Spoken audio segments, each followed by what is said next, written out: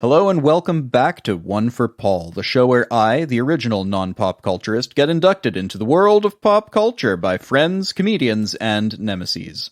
Joining me today is my friend, Alex. Hello. Yeah, this is the part where you introduce yourself. Who are you and what are you doing here? My name is Alex. I'm an old friend of Paul's, and I just have a big fan of this movie. And like as is the theme of this show, was very surprised that he hadn't seen it and wanted to make sure that that was remedied. That's right. Welcome to Brew, the story of a tea farmer who dreams one day of owning his own plantation, but he has to compete against Big Tea. That's the joke in its entirety. I'm sorry. I'm sorry, I was confused. I was really worried for a second there that I had literally miscommunicated and given you the wrong movie. Is there actually a movie called Brew about that? Probably. Because I would watch that movie, I think. I don't think it would be a Yeah, good it movie, doesn't but I sound think I as would bad. watch it. I think so. I think it wouldn't be as bad as it sounds from that description. So you were quite surprised that I hadn't seen this. Why was this so surprising? Well, actually, to be fair, I wouldn't be surprised. This isn't what I would consider to be a really, really well-known film. It's actually probably maybe in the cult status. Um, but I definitely wanted you to see it because I think it's amazing. Yeah, so this is like based on the board game, which I know is Cluedo, and probably you do as well. Yeah, I think as a kid, when I first saw this film, I didn't really know that it was about Cluedo because I think I just hadn't experienced Cluedo at the time, and because here in where I'm from in the UK, we call it Cluedo. I didn't know that Clue was the name of that game in America. Hmm. Yeah, I guess I didn't really know anything about it. I think I had a picture of Tim Curry dressed as a butler in my head, and like I knew there was a movie about this board game, so I sort of went, Yeah, okay, movie about a board game. I'm sure it's fine. It's fine. I don't need to watch it." Yeah, I'm honestly not sure whether I knew the game before the movie But or this is the like other a way proper around. cult classic, you say. Like this is like well established in pop culture. I think I'm like not a huge movie buff or anything. I don't know about like the box office ratings or anything like that, but I don't think it was particularly popular. Even though I think it has an incredible cast and it's just I think a really, really good film. Okay. So unless there's anything else to get into at the start, then let's jump in. We open on a title card and an opening credits with some tense orchestral music and slowly moving clouds. Also, I guess Christopher Lloyd is in this. One of those amazing members of the cast I mentioned a minute ago. Yeah, exactly. Yeah, it's the time man who does the time thing. The time warp, that's him, Indeed. right? I think He dances that this is the dance. thing about the film for me. Like there is it's like the cast are not like really big names, or maybe they wouldn't have been at the time. And even like the bulk of the cast is just sort of relatively unknown people. But there's a few specific people in there who either were at the time or certainly became big names, like Christopher Lloyd, as you mentioned, the Time movie, the unnamed Time movie. Um, and you've I've also seen the got timey-wimey nonsense. you've got Michael McKean, who was in This Is Spinal Tap, and also more recently he was in the Breaking Bad show, the Better Call Saul. Um, just a really good actor and brilliant comedic performance in this. And then you've also got Martin Mull, who again is relatively unknown, I'd say, but he's a very good performer, and he was in Sabrina the Teenage Witch show Oh, he as like was. the principal. That's probably all I know him from. But again, I Okay. mean, everyone in the show, like it's, and then obviously Tim Curry, like you say, that's the real big name. I don't know. I just personally feel like it's like an ensemble cast. It's like maybe they're not all big stars like you would get from an ensemble cast film, but it's like everyone in there is on point, and it's all about all of the characters. Like it's a real character driven. story. But I feel like I'm getting into spoiler territory where we're Starting to get there because we haven't even faded in. So let's fade in to a car traveling down the road on a windy evening. The man in the car opens some ominous-looking locked gates and drives towards a really beautiful, stately home. And arriving at the front door, there are 2 dogs barking at him. The dogs are only subdued by the several bones the man just keeps on him for this occasion, I guess. Also, he steps in some poop. Yeah, the first joke of the movie, or the first comedic moment. Yeah, poop joke. Really sets the tone, actually, because it's like, there's this quite ominous opening, very dark, gothic mansion, all this kind of stuff. It's quite moody, and there's this, dramatic music, and then he steps in poop. And it's kind of like, you get the idea that maybe this isn't just your typical sort of dark crime movie or whatever. Maybe there's going to be something a bit more fun going on. Speaking of music, inside there's some rock and roll or something playing, and it's 1954 in New England, as we're helpfully told on the bottom of the screen there. And the music is coming from the library where the maid is dancing while polishing glasses. This is not a euphemism, that's literally what she's doing. And it turns out that she has her instructions. First line, I think, of the whole film. I think it is, isn't it? Unless you count him saying something to the... Does he say something to the dogs? It might not be. Yeah, I think he just goes something like, "Nya!" Or something. I think like, "nya" it's a legitimate word when you're Tim Curry. Fair enough, yeah. So that's going to be the first line of the movie, "Nya!" followed by, "You have your instructions." Cut to the kitchen, where the cook is honing her knife before pointing it at the butler, who asks when supper will be ready. 7:30, I guess. And who's that at the door? It's Colonel Mustard, except that's not really his name. He has a different name that other people use, but the butler's employer doesn't like using other people's names. We learn that the butler's name is Wadsworth, as he shows Colonel Mustard to the library, where Yvette the maid is pouring drinks. Cut to the door, where it's another alias man, this time Mrs. White.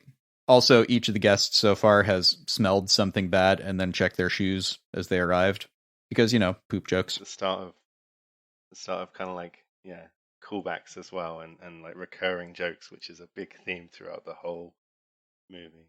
This has been an insistent gag and it hasn't been 3 minutes yet. That's impressive. Feel free to say more, by the way, Alex. Honestly, I feel like I'm anxious about saying more about the movie that hasn't yet happened. But yeah, that is one thing that I really do love, is that the repetition and callbacks that go on throughout the movie. It's like layers and layers and layers of them.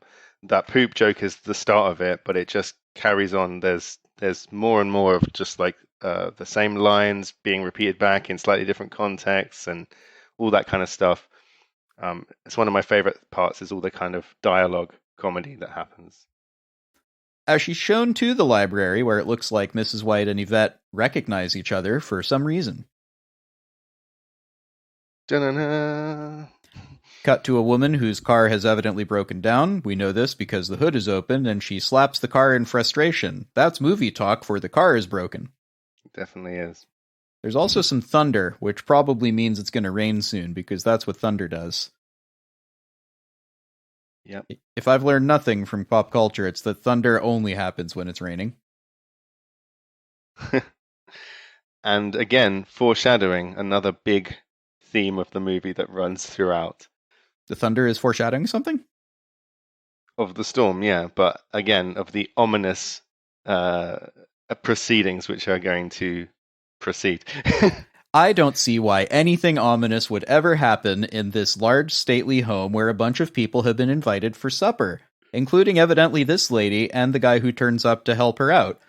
We know that he's going to help her out because she straightens her dress and lifts up her knee suggestively, I guess, to be like, well, if it's a man, he needs to think that I'm some sort of sex object in order to help out a stranger. Yikes. 1950s.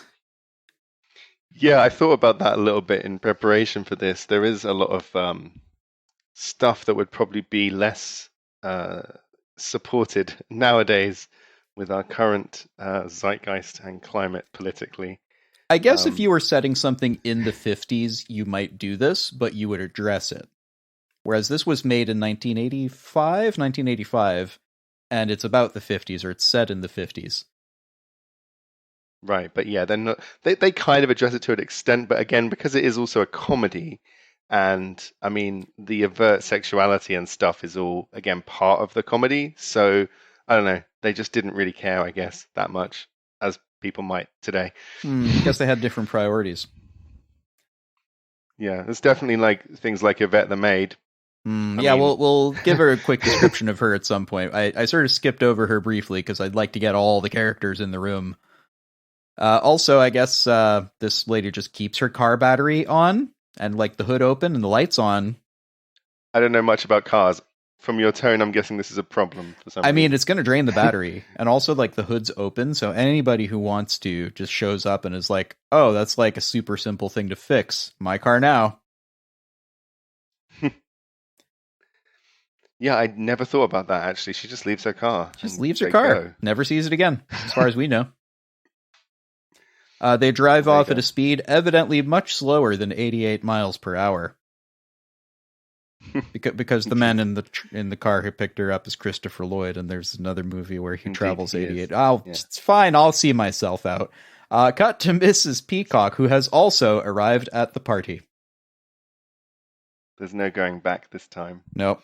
Describe Mrs. Peacock. Mrs. Peacock is affluently dressed or extravagantly dressed. Oh, she's got that fascinator eccentrically on. Dressed. That's the word. Eccentric is definitely the word. I didn't say eccentric, but I agree. Yeah, she's dressed as she's peacocking, really. I guess that's right. Is everybody else sort of like Mrs. White is wearing black, except for that inner sort of lining of her coat. Mustard is like, is he wearing mustard color? It's like more of just a pale brown. But I think it's like an English mustard or Dijon, maybe. I don't know, like that. Maybe that is mustard colored. Mustard. Yeah. Yeah, the car with the two guests in it. I think Miss Scarlet is wearing green, so that's Scarlet's wearing green, the opposite. Which is the opposite of. But then her hair is red, and that green's good complementary color for red. Maybe. But they didn't do the board game thing where Scarlet is the red piece and Mustard is the yellow one. No, they went somewhat subtle with it. I think Professor Plum is like really, really dark shade of plum. Like, I'd describe him as like tweed. If I saw a tweed colored Plum, I wouldn't eat it. It's an interesting thing that the characters are not so directly just wearing their color, but more styled. It would have been very on the nose, wouldn't it? Yeah, I guess so. I never really think of this movie as being subtle. Which is weird because again, this is one of the things I love. I think about it. It's one of the things I love because there's lots of different layers to it. Like I say, it's nuanced and at the same time it's overt. Like there are moments of just pure slapstick and silly, like stepping in poo humor.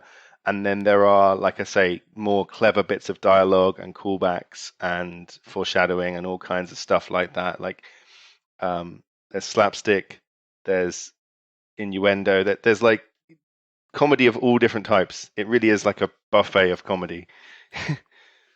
Yep. So the car with the two guests in it arrive at the house, which has now the obligatory Frankenstein Castle Thunder sound effect playing. Yeah. And the car stops because the car is frightened. Oh, yeah, right. That's a great line. Back inside, more Castle Thunder plays while the guests silently await their host. Back outside, those last two guests arrive, and Buddy here takes his opportunity to sexually harass the woman he's just met. Yikes. There's some of that 50s/80s nonchalantness again. Yeah. Hey, I'm just gonna grab your butt now. That's appropriate, evidently. This is Professor Plum and Miss Scarlet. Back in the library, everyone is still completely silent and awkward as Wadsworth, this the name of the butler, heightens the tension a bit more before the cook bangs on a gong to indicate that supper is ready. And this is the splash moment of is this the gong that Yep, Mr. Green. startles Miss Peacock and it all goes? Yeah. Oh yeah, it startles Mr. Green, they- who announces that he is a bit accident prone. He spills his drink that's all the over one. Miss Yeah, Peacock. yeah. Sorry, I'm a bit accident prone. He is a little bit, it seems. And that is the Michael McKean that I was referring to earlier, Mhm. and doing a fantastic job of being this this clumsy, self-conscious, nervous guy. Again, it's really. I think the performances is one of my favorite parts about the film. Just the way that everybody plays their parts so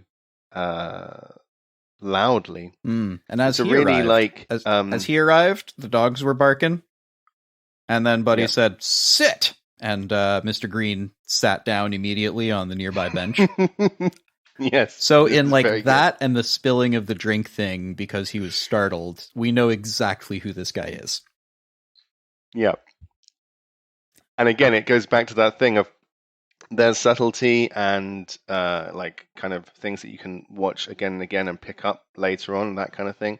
But there's also like very, very overt performance and slapstick humor and clear characters. It's a really interesting balance between those two kind of polar opposites. They're all escorted to the dining room. I'm calling out specific dialogue here between Colonel Mustard and Wadsworth. Is this a seat for you? No, sir. I'm a humble butler. What do you do? I buttle, sir. And what? Okay. Okay, already I am in. This is the first moment where I was like, okay, I get it. Tim Curry is the best. I mean, again, all of the performances are amazing, and all the characters and the actors that play them do their jobs so well. But like, yeah, if you're an actor and you're wanting a part in this movie, you want to play that butler, and like Tim Curry just earns it so well. Every line and every movement he makes is just perfect, and his eyes, everything. He's such good casting for this role.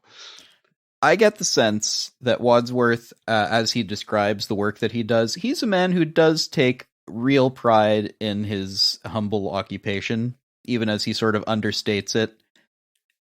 I kind of like that. Again, I know who this guy is right away, I think. I think he also just takes a lot of pride in being bitchy, like I buttle, sir. It's like, but he's also just answering the question. Pompous. Yeah, right, of course. Like, this is a silly question, and that's my answer to you, sir. Right? I buttle. Yeah, the butler, what the job of the butler is to take care of the dining room and kitchen, keep things tidy. So here's the thing, though. I'm going to be calling out some of the more of the wordplay, but if I keep doing that, then all this episode will be is me just reciting the script of the movie. Whole thing. Yeah. And there's so much. Again, I think that one of my favorite aspects of the film is the level of like detail and depth to all of the dialogue. You can watch it 100 times and pick up more and more little jokes. Like almost every single line is a little callback to something earlier, or just a bit of clever wordplay, or even just a funny moment from one character to another. Like whether it's dialogue or like a little gesture. It's just there, like constantly. They are always on. Well, this is it, yeah. So if we keep quoting it, like we'll quote stuff where it's particularly feisty, but I think we have to hold ourselves back a little bit. Or I'll speak for myself, use my I statements. I will need to hold myself back because too much of this is I just want to tell the joke that they told because it's very good. Yeah. So they're eating, right? And then I prefer Kipling myself. Miss Scarlett, do you like Kipling? Go on. Do you remember? I forget. I actually forget the line. Oh yeah, it's you like Kipling, Miss Scarlett, and then she's something about like not liking fish or something along those lines. Sure, I'll eat anything. Oh right, she does. Of course, I like Kipling. It's delicious. I'll eat anything. It's great. Probably thinks it's a fish. I don't know. The seat at the head of the table is for someone named Mr. Body, who is the 7th guest. Any bets on who dies first? See, I've played the board game. As I say, sometimes the foreshadowing is not subtle. I've played the board game, and it starts with a body being found, so I'm guessing, call me crazy here, that Mr. Body, he might be the man what dies first. Yeah. It's a fair assessment. It's good that you've got your detective cap on, because this is a murder mystery. It's not much of a cap yet. It's a very bad detective cap, but I wear it proudly. They proceed to silently slurp their soup from seemingly empty spoons. You notice that? Mrs. White just has a completely... There is no soup on that spoon, and she pretends to drink it. But that's Mrs. White. I mean, to be fair, it might be some kind of continuity error or whatever, but at the same time... She makes slurping sounds. That's a very Mrs. White thing to do. She makes literal slurping sounds, like... Is it her and Professor Plum that do it? That's the one. Very loudly. Yeah, and everyone else is just jaw on the floor, gobsmacked at their appalling table manners or whatever. Hey, listen, the soup is hot. I love this movie so much. The room is otherwise completely silent, as none of the guests speaks to one another until Miss Peacock decides to break the ice. See, she's hosted a bunch of stuff before, because her husband, he's, I guess you shouldn't talk about... You see, this is difficult when you're trying to break the ice, but you're not supposed to tell anybody who you are, or anything about yourself, or why you're here. Why are they here? She gets very frustrated by it. They don't really know. Well, they all know individually at this point, but the audience does not. Also, Mr. Green does know who she is, because he also works right. in Washington, D.C. And Mrs. White's husband, we learn that he spends all day laying on his back, which seems to Miss Peacock to be really hard work, actually. Lots of people work on their back. Don't look down on it. Yeah, the first hint at what Miss Scarlet does for a living. And Mrs. Peacock is served her favorite recipe. Yes, her favorite recipe. Yeah, that's not going to be important in any sort of plot-defining way at the conclusion of everything in at least 2 of the endings. Also, there's multiple endings. Shut up, I'll come to that later. Though, through some conversation, we learn that they all earn their living one way or another from the government. Colonel Mustard loses his patience and demands to know where their host is. Just then, the doorbell rings, and it's Mr. Body, who is surprised to see the guests. And this is the only character in the film that is just played like 100% straight. He's maybe a little bit pantomime villainy to an extent, but he's not an overt character like anybody else. He could not be more of a pantomime villain if he twirled a mustache. Fair, I guess. But he's not a big character like the rest. And I think it's because he is Mr. Body. And as we say, there's like a good chance that he is a MacGuffin. Parallel between. Yeah. Yeah, it turns out they all got that similar letter that invited them to the house, saying pretty much the same thing, except Mr. Body, who got a different letter, and also seems to know Yvette very well, and he just proceeds to casually harass the poor girl. Yikes. Yep. But he's the villain. We expect him to be awful. Yeah, it's true. But it's like, shortcut to awful, let's have him sexually harass the person who's just like at work. Yeah. Cut to the study where they all take a seat and serve themselves some brandy and have a smoke. It is weird seeing cigarettes in movies. Yeah, indoors. Indoors. Who does that? I mean, in the 80s and certainly in the 50s, I get it, but still, like, current day, even if you're setting stuff in the 50s, you'd have to think twice about putting a cigarette in there.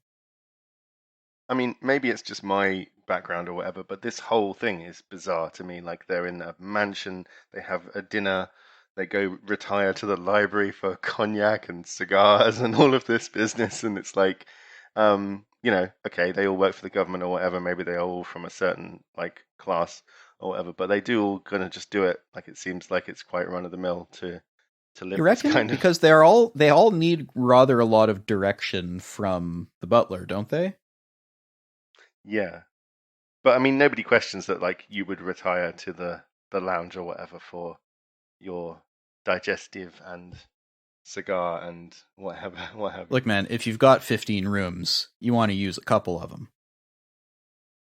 Yeah, and I think that's a good time to mention the mansion itself, which is another big kind of character of the show. Like, this is another reason I fell in love with the movie because of all the. I mean, this is what I would ideally have in my life, like a big, huge mansion with all these crazy rooms, like the library and the lounge and the whatever billiard room. I don't want to go into spoilers, but all of the amazing stuff that you see throughout the film of this house and all of its incredible, like, old style colonial kind of whatever. I don't know what I it don't is. think I don't that know the words. existence of a room is a spoiler, personally. Well, I was going to say some other things which would have been, but I didn't. Oh, so yeah. let's Well, I mean, the continue to whole dodge that bullet. buddy, this whole episode is nothing but spoilers. We are going through the entire movie. If you have not seen the movie and you think you might want to, then maybe watch that first. Okay, I'll not worry about spoilers then. There's secret The passages. whole thing is, I have seen the movie twice for this episode. I have 15 pages of notes. They have the actual bookcases with the books that you pull, and the thing opens a secret door that leads to the back of a painting or a fireplace. It's just awesome. There's so much to love about this film. Whoa, hang on there. Spoilers, buddy. You can't be just saying stuff like that. Okay, well, you got to pick a lane, man. This is the joke. Don't worry about it. Yeah, legitimately, spoilers are perfectly fine. Accepted. Everybody knows what they're coming in for. We spoil everything. Okay, well, I'm definitely going to be doing more of that then. So. Yeah. Please. Like, the whole thing is we're doing an in-depth analysis for a film. Sure. We are going to be talking about the stuff that is spoilery. So, I mean, to recap, and again, because now I'm aware that we don't really mind about spoilers too much. The entire movie takes place in this house. There is no other location. And even still, the location is incredible. It's an adventure. They explore all of these different rooms, all of this, like, the whole, like, location is used fully. And there's hidden passages, as I say, and little rooms that lead to other rooms and all this kind of stuff. And it's just, like I say, the mansion's another character of the film, really, and it's so cool. If you ever want a masterclass in how to use a single location really, really, really well, this is a masterclass in how to use a single location. Because I completely believe that this is like they rented a house for a month and just did all of the filming in the house. They might have done some on a soundstage, now I'm thinking about it carefully, but I think they might have just got a house and decked it out. Yeah, I mean, some of it does seem like should probably be, there's some of it is a set or whatever, but even though that might be the case, it definitely feels like they're in this mansion and it's real. Like, you could feel like you could watch it and actually map it out and see all of the routes they take and where they go and where everything is. Not only that, I took out my copy of the board game. All of the rooms are arranged precisely as they are in the board game. Oh, I never knew that. That's brilliant. Like, it's not exactly because there's scale, right? But there's also, if I were looking at the door to the dining room, the door on my right would be the other room. It's like everything is that way arranged. It's difficult upstairs, downstairs, because there's no upstairs in the board game, but it's pretty much that. This is the kind of detail that I'm so pleased to have done this for, because I didn't know that. And the secret passages exactly what I would have expected. Correctly. It's so good. It's very good. That's so good. Cut to the study where they all have a seat and serve themselves some brandy and have a smoke. Wadsworth opens the envelope he was instructed to open after supper. We know this because the envelope says to be opened after supper, please. But first, Mr. Body tries to break out of the house, but discovers the door is locked. Well, that's not ominous. Yeah, and that's the first sign that things are not necessarily going to plan, maybe. No. And whose plan? And which plan? Whose and where plan? is the plan? Yeah. Is there a plan? There might not be. He also discovers that there are some mean Dobermans outside, which will probably bite him if he tries to escape by breaking the window or something. Rough.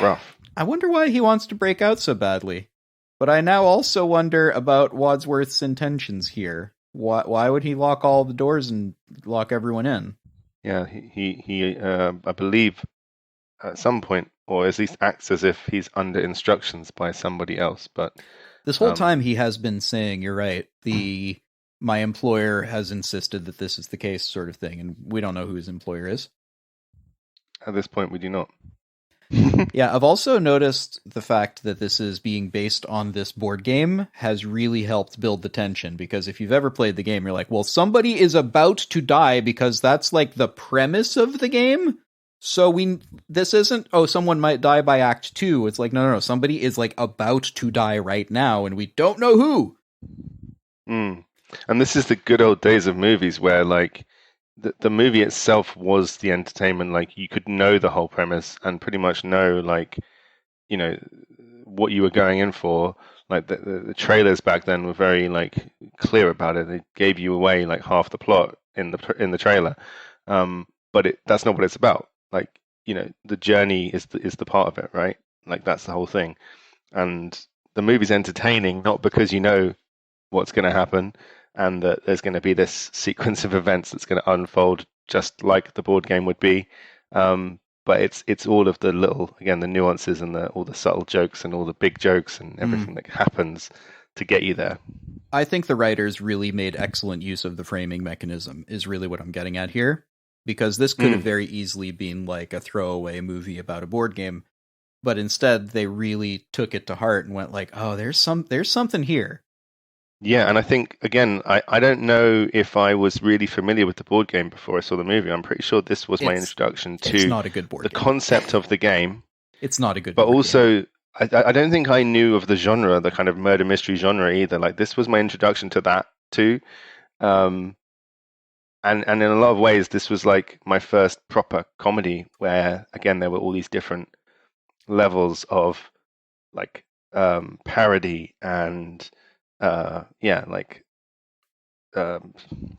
slapstick and callbacks, so many different types dialogue, of humor and just so much going on all the time, and even just the performances are. Again, sorry, I'm going to stop just saying how much I love the movie all the time because that's not that interesting. But I will. Keep saying it. I think it's. I think the urge to repeat yourself about like no the characters though. Oh my god, yes, is telling of your opinion about the movie. I can't imagine you saying now, actually, it's not that great. Yeah. Well, let's see. I don't know. Maybe I'll change my mind. Well, hopefully not. Let's not make ourselves not enjoy things. But back in the study, Yvette is serving brandy, and Wadsworth reveals that everybody here has something in common. They are all being blackmailed. Indeed. Since everybody is in the same boat, time for some details as Yvette goes into the other room.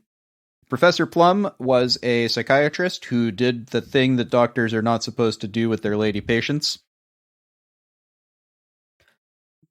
And then what's the line? Something like, not that thing or something like that? The specific line, I think, is, you know the thing that doctors aren't supposed to do with their lady patients? Yes. Well, he did it. Oh. Right. Yeah. And that's between... is that Scarlet? That's Scarlet who says that. Yeah. So she sort of smiles and goes, "Oh, shock." Yeah. Mrs. Peacock, despite her moral judgments, seems to have been accepting bribes from lobbyists in order to deliver her husband, the senator's votes on certain issues. Yep.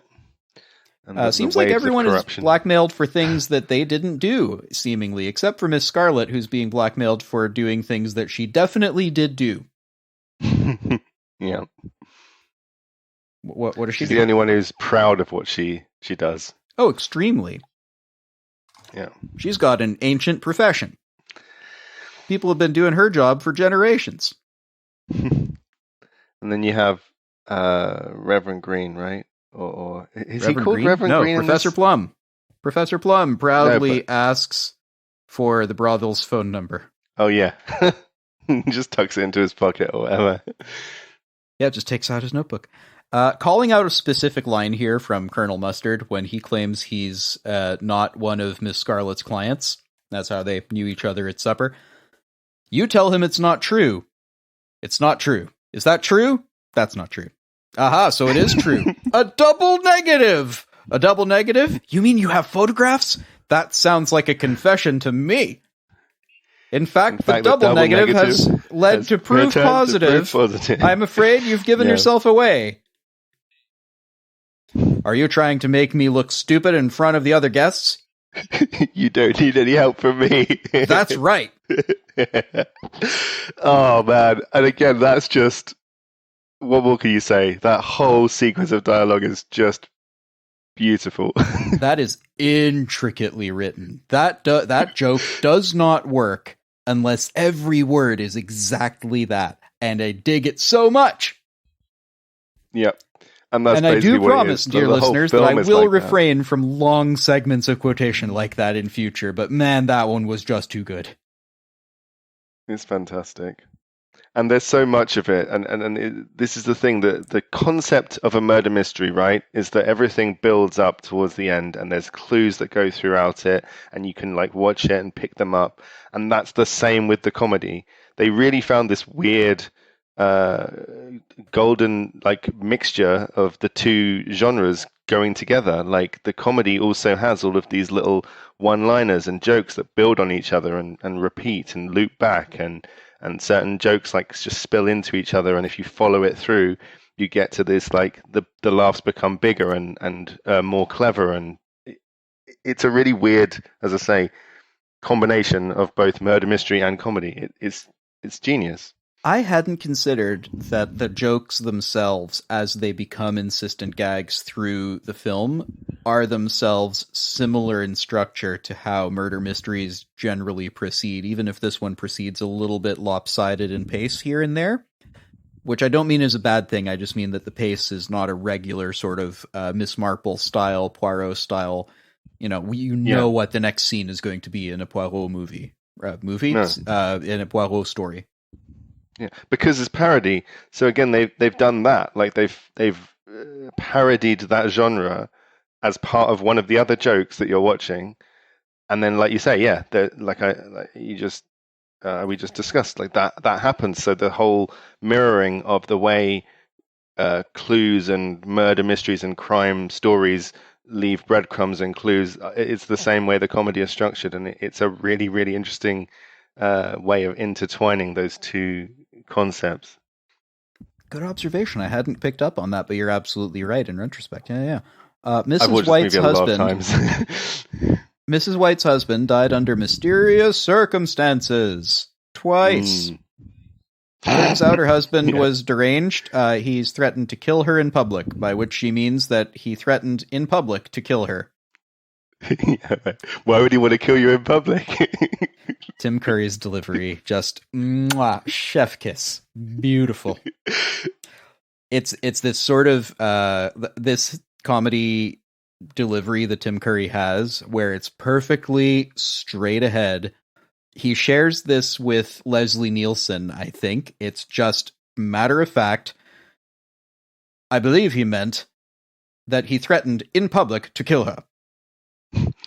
That's and again, the funny this goes bit. back to like comedy, like stand-up comedians like George Carlin famously talked a lot about how comedy is also about pacing and timing and the rhythm of what you're saying. So a joke lands perfectly because you stagger out the sentiment and you choose the word that has the right kind of meter and syllables and stuff. And it's like a musical kind of construction. Absolutely is, I agree. And Tim Curry is very good at it. Yeah, and the whole movie again has this pace and this progression, which is it's just a constant like joke to punchline and then carrying on. Again, another reason why I love it. Mrs. White's first husband also died in mysterious circumstances, but he was an illusionist. So, he disappeared. He disappeared. That's what he did. He disappeared because he was an illusionist. But he never reappeared. He wasn't a very good illusionist. He wasn't a very good illusionist. God, I'm finding it very difficult to make my own jokes here when theirs are just this good. This is my problem. Yeah, right. Whenever I do a comedy on the show, I'm like, how do I make this funnier than what they did? I don't know if I can. Mr. Green declares that he works for the State Department and is a homosexual, which in the 50s would get him fired because it was the 50s and America. Yeah. And there's some shock. I can't remember which characters, but some people are like, oh, like, oh, Mom, oh, good gracious. I think Mrs. Peacock is quite shocked at everybody else, but doesn't see any particular problem with accepting bribes. Yeah, right. That covers everybody here except for Mr. Body. What's he done? Yeah, and then this is another wonderful Tim Curry moment where he's the big reveal, just do right? The moment. Just do the moment. I'm trying to remember exactly how it goes. It's something like, well, haven't you all guessed? He's the one who's been bribing you all, and it's this glee. Blackmailing, right. He's the one who's been blackmailing you all, and it's this, that glee of like revealing it in this way, and the reaction of everyone. He's waiting for that reaction, and then the reaction comes very quickly as Colonel Mustard immediately tries to fight him. But I guess the trained and seasoned military veteran with years of combat experience has no way to fight against Three Stooges style kung fu. Yeah. You didn't find this section at all frustrating? Because I was like, oh, the military guy's just going to take him down now. But it's like a stamp on the foot and the eye poke, and then suddenly he's on the floor? But he's bluster, right? Like, the colonel is not like I don't know. I see it as like he's been, out of action for a while, and he's been, all bluster and above it all, and kind of like retired. And he's obviously, he's gotten fat and lazy and out of shape and not keeping up with his training, sort of thing. I see what you're saying, but Three Stooges style kung fu is still just so silly. It's still a comedy, though. And again, I think there's a really fine line, and there are moments like that one where I will grant you are a little bit rolled my eyes so far-fetched than they need to be, but we have to forgive it because it's a comedy. It was like silly to the point of like non-believability. Fortunately, his kung fu style is no match for Mrs. White's knee to groin style. Classic. It's the best style of kung fu. There is no defense. There is no defense against groin style kung fu. Okay, so here's the plan. Police are on their way. They'll be here in 45 minutes. So all everybody has to do is tell the police what they just told each other, and the whole thing is over. Yeah, and then they're like freaked out because they don't want to confess all this stuff. A little bit, I imagine, but they're also like, that's a lot of money, though. So naturally, what they'll want to do now, right, is to restrain Mr. Body, maybe, tie him to a chair or something of that nature, lock him in a room, make sure there's no windows he can, whatever, right, something like that. And they need to prevent his escape, clearly. They decide not to do this, but instead allow him to get his little bag from the hall, and he hands each of them a weapon. Guys, seriously, don't let him do anything. Tie the dang chair or something. Wait for the police. I screamed to myself internally as they made the wrong decision. Let me just get my little bag from the hole. Let me just get my bag. Oh, okay, fine. I see no problem with that, Mr. Blackmailer, who was just told we're 45 minutes away from exposing you to the police and having you arrested and put in jail for a long time. Let me just allow you to grab a thing in the hallway that is a secret stash of your stuff. I see no issue with this. He said you'd be exposing yourselves too, and that was they're all ashamed and don't want to be outed and all of that. That's fine. And evidently Mr. Body thinks that's enough leverage to convince them to kill Wadsworth, which he claims will help them not have their various scandals published in the papers for some, as opposed to also being involved in a murder. Yeah. I don't understand what his plan is here. Well, it doesn't matter because it doesn't quite work out. So it matters a little bit because I'm like, wait, is this guy competent? What's his idea here? Why would he invite all these people? Well, we find that out momentarily, don't we? We do, but first he needs to turn off the lights, as he's like, now you need to kill him. Now! Turns off the lights, and there's a thud, and a sound like striking a wooden thing, and then a sharp intake of breath, then a gunshot and glass breaking, and then a scream. Bang. That's the one. And here's Mrs. Peacock holding a knife in her hands. She drops it? Yep. It's got no blood on it or anything, but she is screaming. It looks like someone killed Mr. Body. He's on the floor. Surprised. He has achieved his destiny. Yeah, at least it seems that way, according to Professor Plum, who takes his pulse for like a second and a half before declaring him dead. But he wasn't shot, though. No. And then the bullet broke the vase on the mantle or something, and all this business. That's right, it did. They see the bullet hole. They go rush, all of them go over and stare at this bullet hole together. Yeah. But maybe he was poisoned, says Professor Plum, watching Miss Scarlet just having taken a drink of the same drink.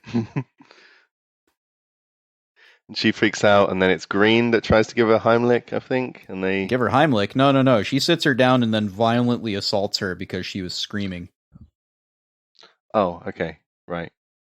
I may misremember certain parts. Yeah, he sits her down and then slaps her, like, full body, wind up to the back of your back, and slap straight across her, which, yikes!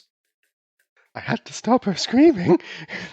That's what he had to do, I guess. Everybody else is a little like, a little much, buddy, but okay.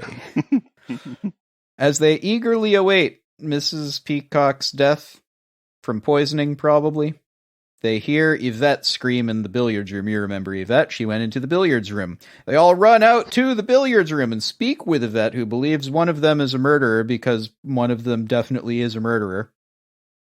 Yeah. Could we take a second? Sorry, go ahead. The French accent. Is that what we're going to address now? Yeah.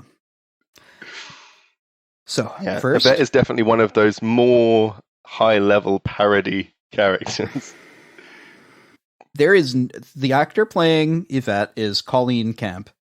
There is no way she was given enough time to prepare for this role. There is no way. Her accent is clearly supposed to be French, but is all over the place. And honestly, as a Francophone myself, it's kind of hard to listen to. Like, it is genuinely insulting every time she opens her mouth. And all I can think is she was not given enough time to prepare for this role, and they just decided to roll with it.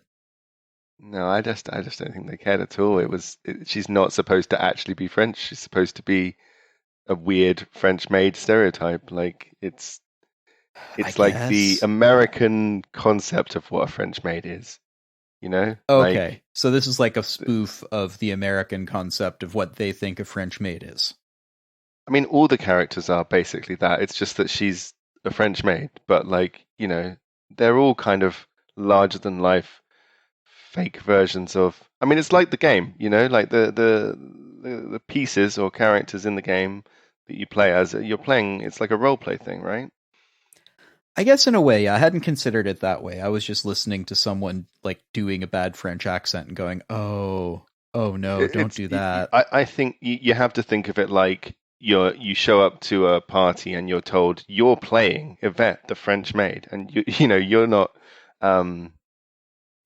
trained or ready. You're just doing the performance of. I guess character. That's sort of. I don't think it worked.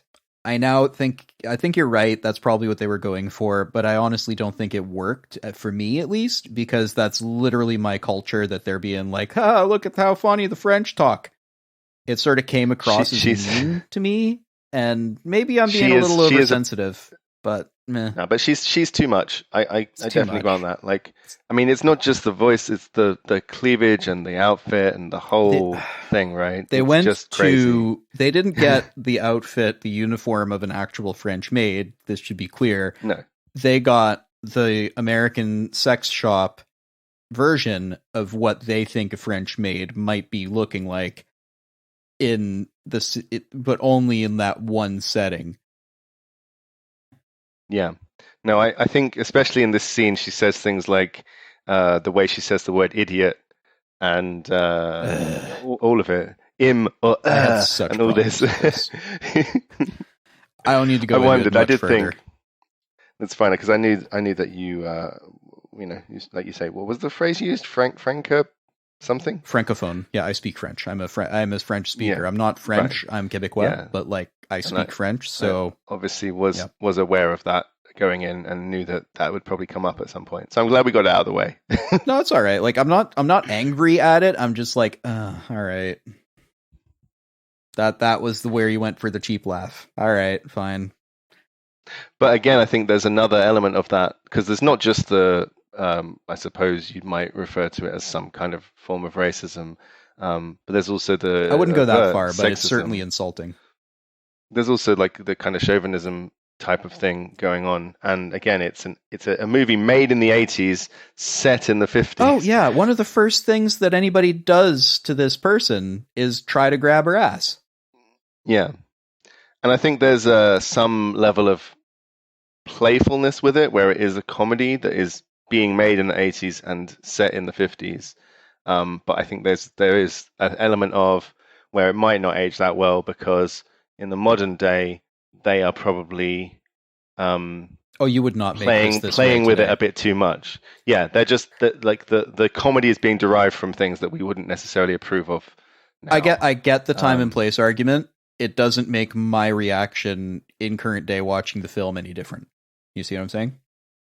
Oh yeah, no, exactly. And this is the thing. And this is the element of all of this stuff, right? Like, I don't want to go into too much politics here, but all of these kind of like things that were made in days gone by don't stand up so well in this day and age, and all of those arguments that go on social media and so on right now, which we don't need to. Well, this movie generally, I would say, fine, except this one lady, right? Like, this is really the only. Well, this one lady and treatment of women generally is the two things where I'm like, oh, I don't know about that. But we'll be working our way through in any event. But I mean, with Green as well, right? Green's like homosexual, and there's a lot of play around that, which isn't just a little bit, but that to me felt more like he's just outed himself to a bunch of people, and he's like, I have no personal shame in this, but yeah, it would cost me my job, so I have to keep it quiet. So and then there's a few eyebrow raises and stuff, and again, it's like, and the one old lady is like, oh well, I never. It's that fine line of, are they mocking those people for reacting that way? Or are they mocking like the actual thing? I think they're mocking the people for reacting that way because he is played straight. It's weird to call him played straight, but you know what I mean when I say, in terms of comedy, you got the foil and the straight guy. The straight ahead, he is doing exactly what he seems to be doing, right? In that sense, he's that. He's the foil to everyone. Foil is probably a better word, is what I mean. He ends up being the foil to a bunch of comedy. And when, for example, Plum finds himself on the same couch as this guy and sort of promptly gets up, I look at Plum and I'm like, you ass. Right? Yeah, right. I don't think less of the gay guy. I think less of the guy who reacted badly to it. And same with Peacock, who sort of goes, oh, well, I never. But this is also where, as he announced it, first thing that Wadsworth says to her is, well, are you making moral judgments? Really? You? Here? Yeah. You do get what I have on you, right? Like, we're about to hear. Like, I don't know where you think you're going with this. But it's not going somewhere good. But yeah, cut to the study again, where Professor Plum, a formerly qualified medical doctor, cannot tell if there's any indication of how Mr. Body died. Kind of glad this dude isn't practicing medicine anymore for like several reasons now, not just the one reason. Yeah. Turns out this whole thing was Wadsworth's idea, not Mr. Body's. In fact, he was Mr. Body's butler, and his wife, Wadsworth's wife, was also being blackmailed, and she was blackmailed so hard that she killed herself. And I did this performance is hilarious. It's so good. The the way he affects all of this, holding back the tears and everything. It's so funny.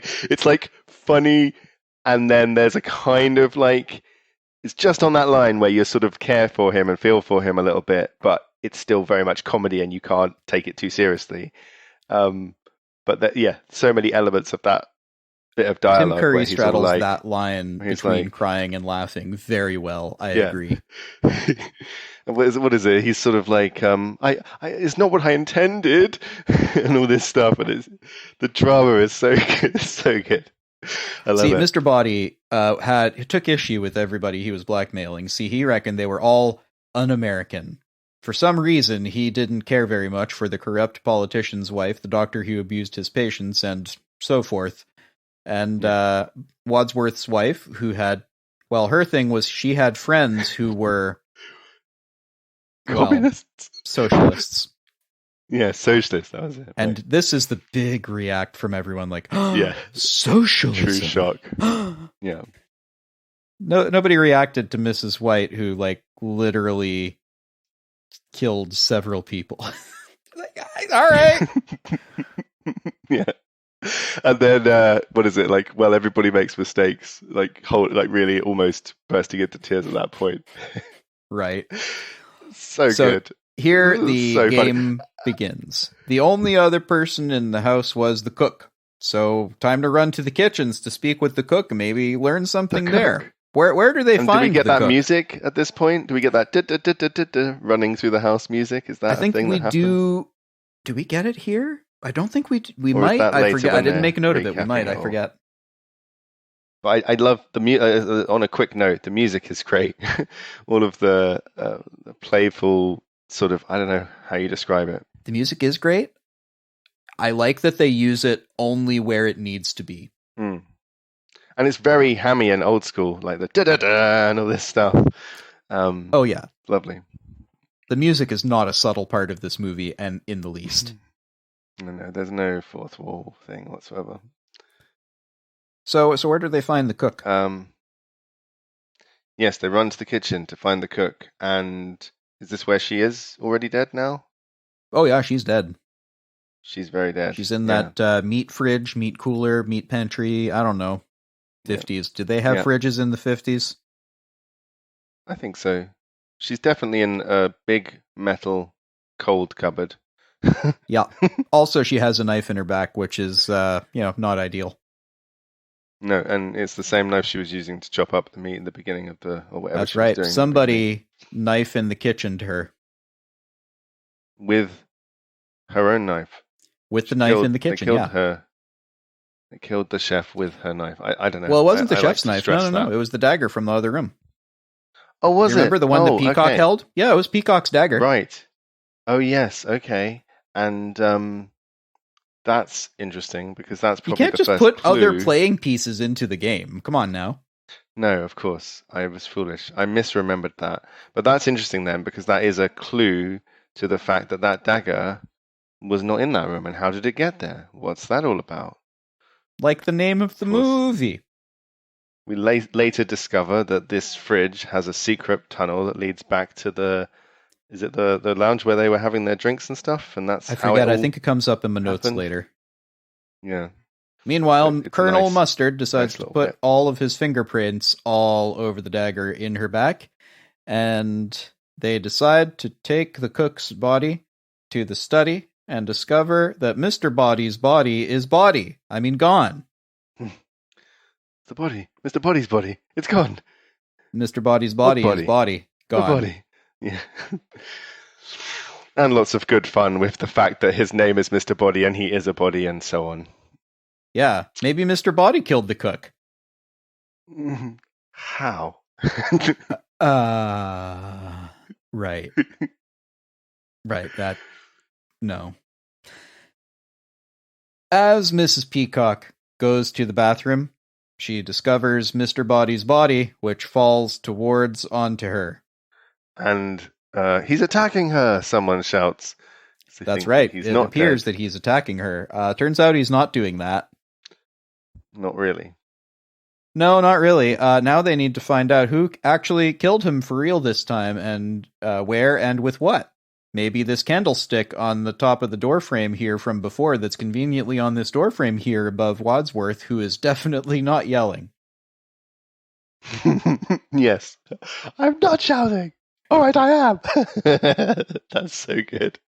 I'm shouting, he says as he slams his fist into the doorframe, knocking the thing over onto his head. So good. Stop shouting. Okay, so new plan. I'm not shouting. You are shouting. I'm not. All right, I am. I'm shouting. Sorry. Okay, sorry. So new plan. Got lost in that moment there for a second. Don't apologize. Absolutely get lost. I'll bring you back if you get lost. So new plan. It was very funny. Lock all of the weapons away in this cupboard and throw away the key.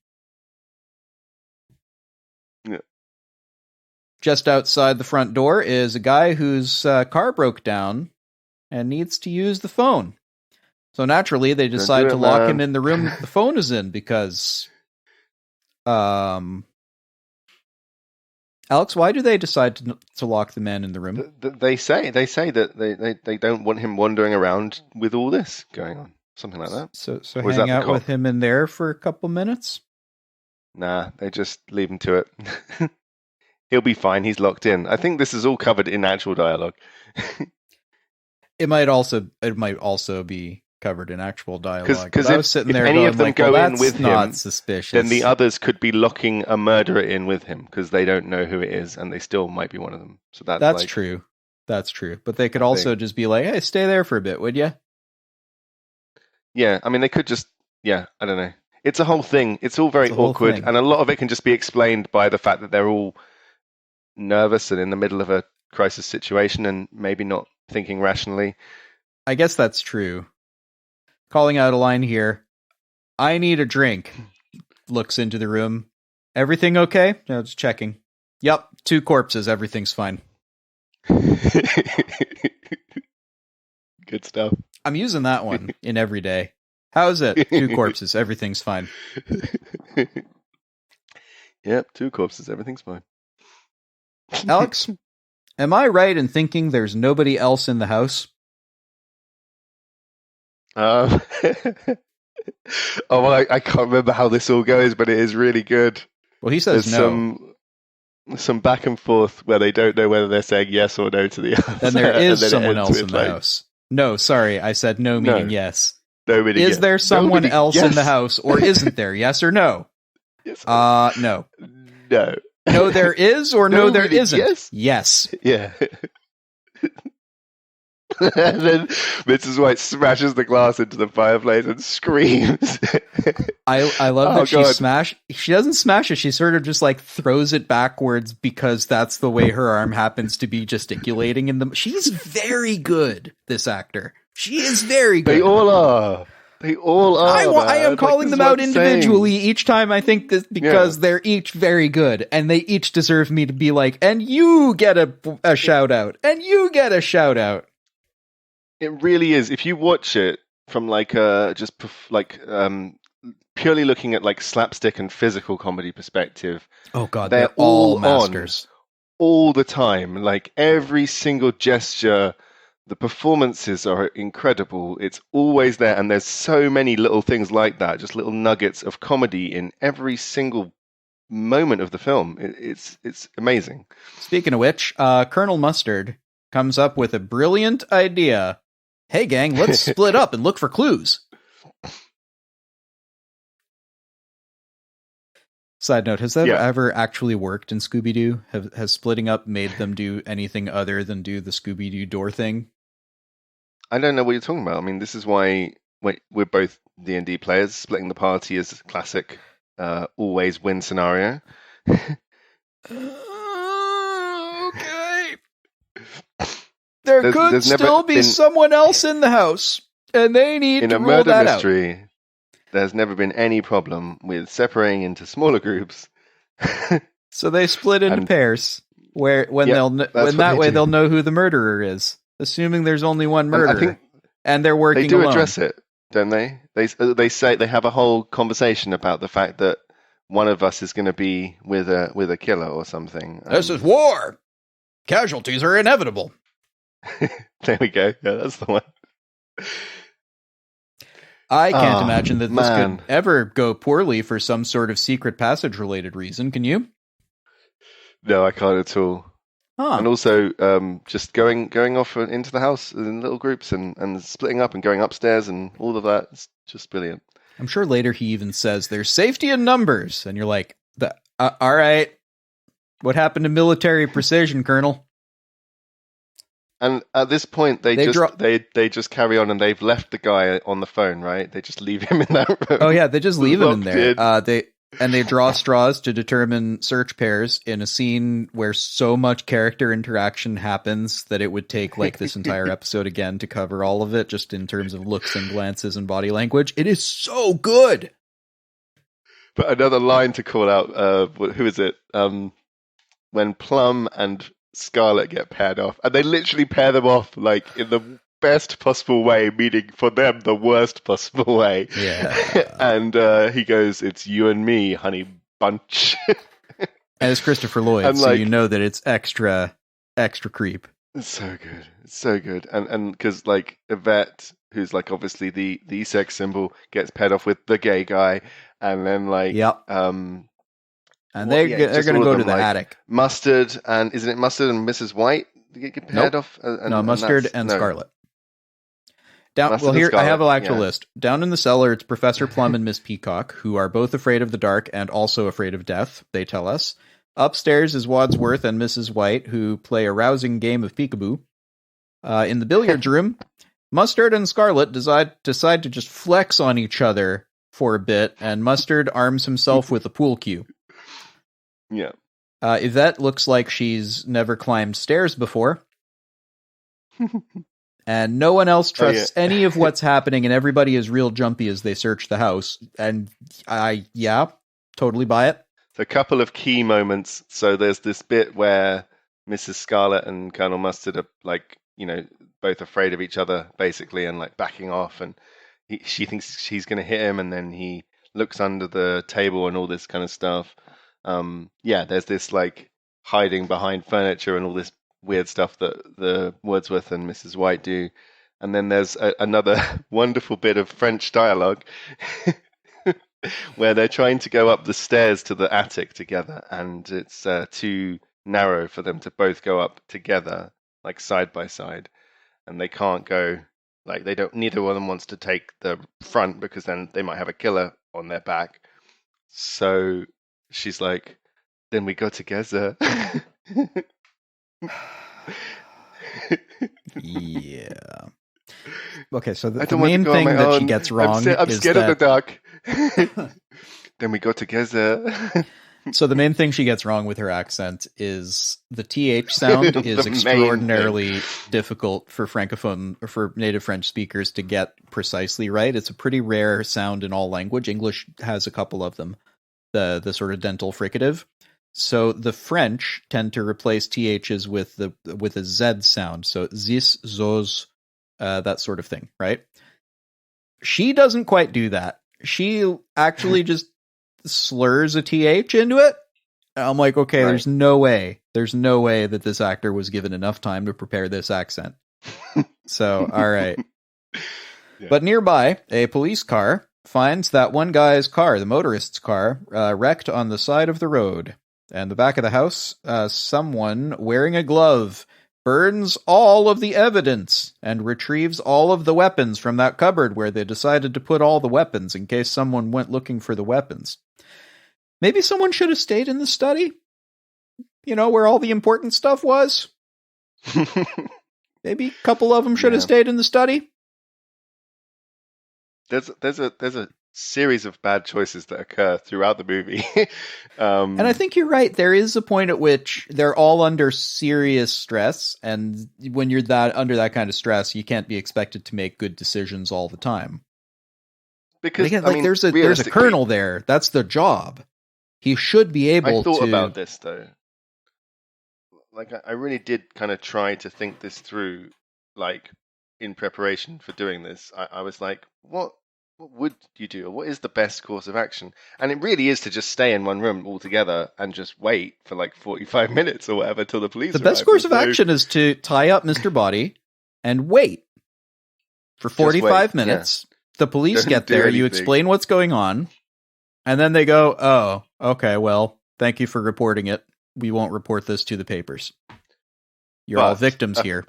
Like you say, a cop arrives, and they take a different course of action. Yeah, they decide to do some different things than that. They decide on different ideas to the good idea. You remember that guy who they unlawfully imprisoned in the lounge earlier? Well, he's on the phone to someone, is informing them that one of the people here is their old boss from, well, we don't get to find out because someone wrench in the lounged him. That sentence is not completed. And someone wrench in the lounged him. They took the wrench in the lounge and beat him to death with the wrench in the lounge. They wrench in the lounged him. Wrench in lounge. Wrench in lounge. It's a verb now. Anyway. Deal with it. This is how English works. It's a word and it's a verb. All I need is for one other people to use it. One other person to use it. Weird that they didn't hear any of that go down, though, right? I mean, some of them are in, like, completely other parts of the house, but yeah. That's true, a big house. In the conservatory, Scarlet and Mustard accidentally discover a secret passage, which they decide to investigate. Turns out this leads to the lounge where the dead guy is, and also the secret entrance closes behind them, trapping them in the room with the dead guy. And there's another lovely pantomime scream at this point, or? Yep. But it's not them, or it is them, I forget. It's them. Because there's lots of screams that happen. And it's them, and then people outside scream too, because someone else is screaming. Yes. Unfortunately, the key is gone, so they can't just open the door, and looks like Wadsworth will have to break it down, which goes exactly as well as you'd expect it to. Hang on, because also, isn't there a whole bit where Wadsworth and Mrs. White think they're in a room and they're trying to get out, and then he's like, where's the door? And he goes to turn the handle and it's the shower, and then the water comes on, and that's the whole thing. I think that comes later. And he's all wet. Is that later? Okay, fair. I think that comes later, around the time of the main There's a breaker. lot of moments. From this point on, there's several moments where there's a scream and everyone panics and runs around the house. That's true, but it's also sort of difficult to separate everything out in your mind. This is why my notes are so long, because it all happens in the same locations. So I had to be like, no, this happens next. And it is chaos. Like, there's just... It is. The movie... This is basically the point where it really does descend into absolute chaos and things start getting even more absurd and weird. That's right. Because you see, having failed to knock in the door with the shoulder technique, Yvette just has a gun now and decides to fire wildly at the door without warning, but not before misfiring into the air, which frays the rope that the chandelier is hanging from, and it falls dramatically, nearly killing Colonel Mustard. I can't take any more scares. You can't take any more scares. I was expecting him to have a heart attack right now. This scene is my favorite one in the whole movie because of this back and forth dialogue where I think it's Green and Plum, and it goes like, Plum says, unlock the door. And Green says, I haven't got the key. And he goes, never mind about the key, unlock the door. And he shakes him and goes, I can't unlock the door without the key. That's right, yeah. Amazing. Why can't you unlock the door? Because I don't have the key. Unlock the door. I don't have... What do you think? Never mind about the key, unlock the door. And I think that's the signal of the fact that it's all going downhill from here. Like, things are not ordered anymore. Everyone is losing it. And it's just such a wonderful... The pace of it is so fast and back and forth, and like, I can't open the door. Get the key. I haven't got the key. Never mind about the key. It's just madness. Complete madness. But it works, and it kind of makes weird sense. There's like a weird logic to the argument. Like, he's like, never mind about the key, unlock the door. And for some reason, you kind of understand why he's saying that. He's like, just get the door open. Don't worry about that. Yeah, it's clearly what he meant. But of course, the words just- he said are different, and panic is setting in, and you hear and say different things in a moment of panic. It has that effect on people, and I think the actors And did the a way he spectacular shakes him. job of showing the effect The of panic. frustration and the anger and the confusion when he shakes him. He's like, I can't unlock the door without the key. Yeah, and then the gun, and then there's shooting, and then it's like, they're shooting at us, and it just all starts to really go to hell. Oh yeah, Then the she chandelier ends up smashes, shooting and it the kind of colonel pulls in it the back, shoulder, right? because she just doesn't give a warning to be like, I'm going to shoot out the lock. She doesn't do that. She just shoots the lock twice. Yeah. But at this moment, just after they've all rejoined one another in the hall, and they've discovered that the unlocked cupboard was actually unlocked. Didn't they unlock that earlier? Weird. Well, she throws the gun under the chandelier. I think I would break it open, but it was already unlocked. That's right. It was already unlocked. And that's a likely story, according to several of them. And anyway, she decides to throw the gun under the chandelier, then show them themselves that the cupboard is unlocked. But before we go any further, I think at this moment, at maximum confusion, is where we end part 1 of the One for Paul review of Clue. Thank you for joining us on this episode of One for Paul. I've been Paul. I've been Alex. And we will see you next time. If you'd like to support me on Patreon, you can do that at patreon.com/oneforpaul, where for as little as $1 a month, you can help out the show. If you can't do that, then follow me on Twitter at oneforpaul, or just tell people about us. That'd be great. Thank you. See you next time. I'm just going to grab your butt now. From your tone, I'm guessing this is a problem. Yeah.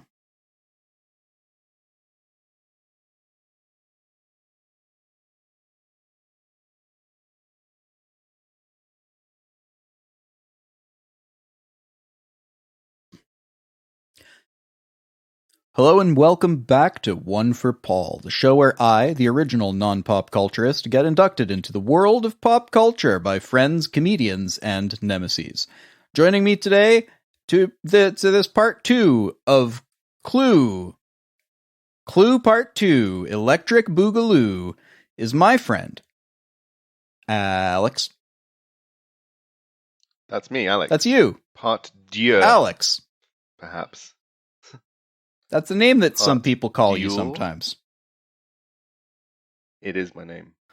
Alex is what I go by. So where did we leave off on the last episode? A chandelier had smashed in a climactic moment which signaled the full descent into chaos that is about to unfold. That poor chandelier. F in chat, guys. F in chat. Pour some out. But look, it's someone at the door. It's the cop from earlier who is investigating that broken down car down the road. Also seems he recognizes Yvette from someplace, surely. And quickly again, going into a little bit of minutia, the ding dong of the doorbell is wonderful. The actual bell noise, a ding a ding a ding. It is pretty good. It's so good, and it really cuts, those suspense moments perfectly. And it's very good. Lovely, Clearly, the sound department had element of some fun in here. Yeah. So they show them to the library, which is practically the only room without a murder in it so far, and Wadsworth locks him in there for some reason. This one I really don't get beyond panic. No, I don't know. I mean, that's just what they do now. They're just following their routine. I guess so. Guest arrives, lock them in a room. We did it once. That seems to have worked okay. Right? Guys? High five. Anyone? No. Okay. I think it happens. So isn't it Green or someone who's like, why did you lock him in? He does address it, yeah. Or was that the first guy? Yeah, so as... But yeah, I mean, they do make the good point that there are several rooms with dead bodies in them at this point. Oh yeah, you can use the phone in the... wandering around. No, not that one. You can use it in the... hang on. Would you be so kind as to wait in the... library? Which room on this floor doesn't have dead people in it right now? Right.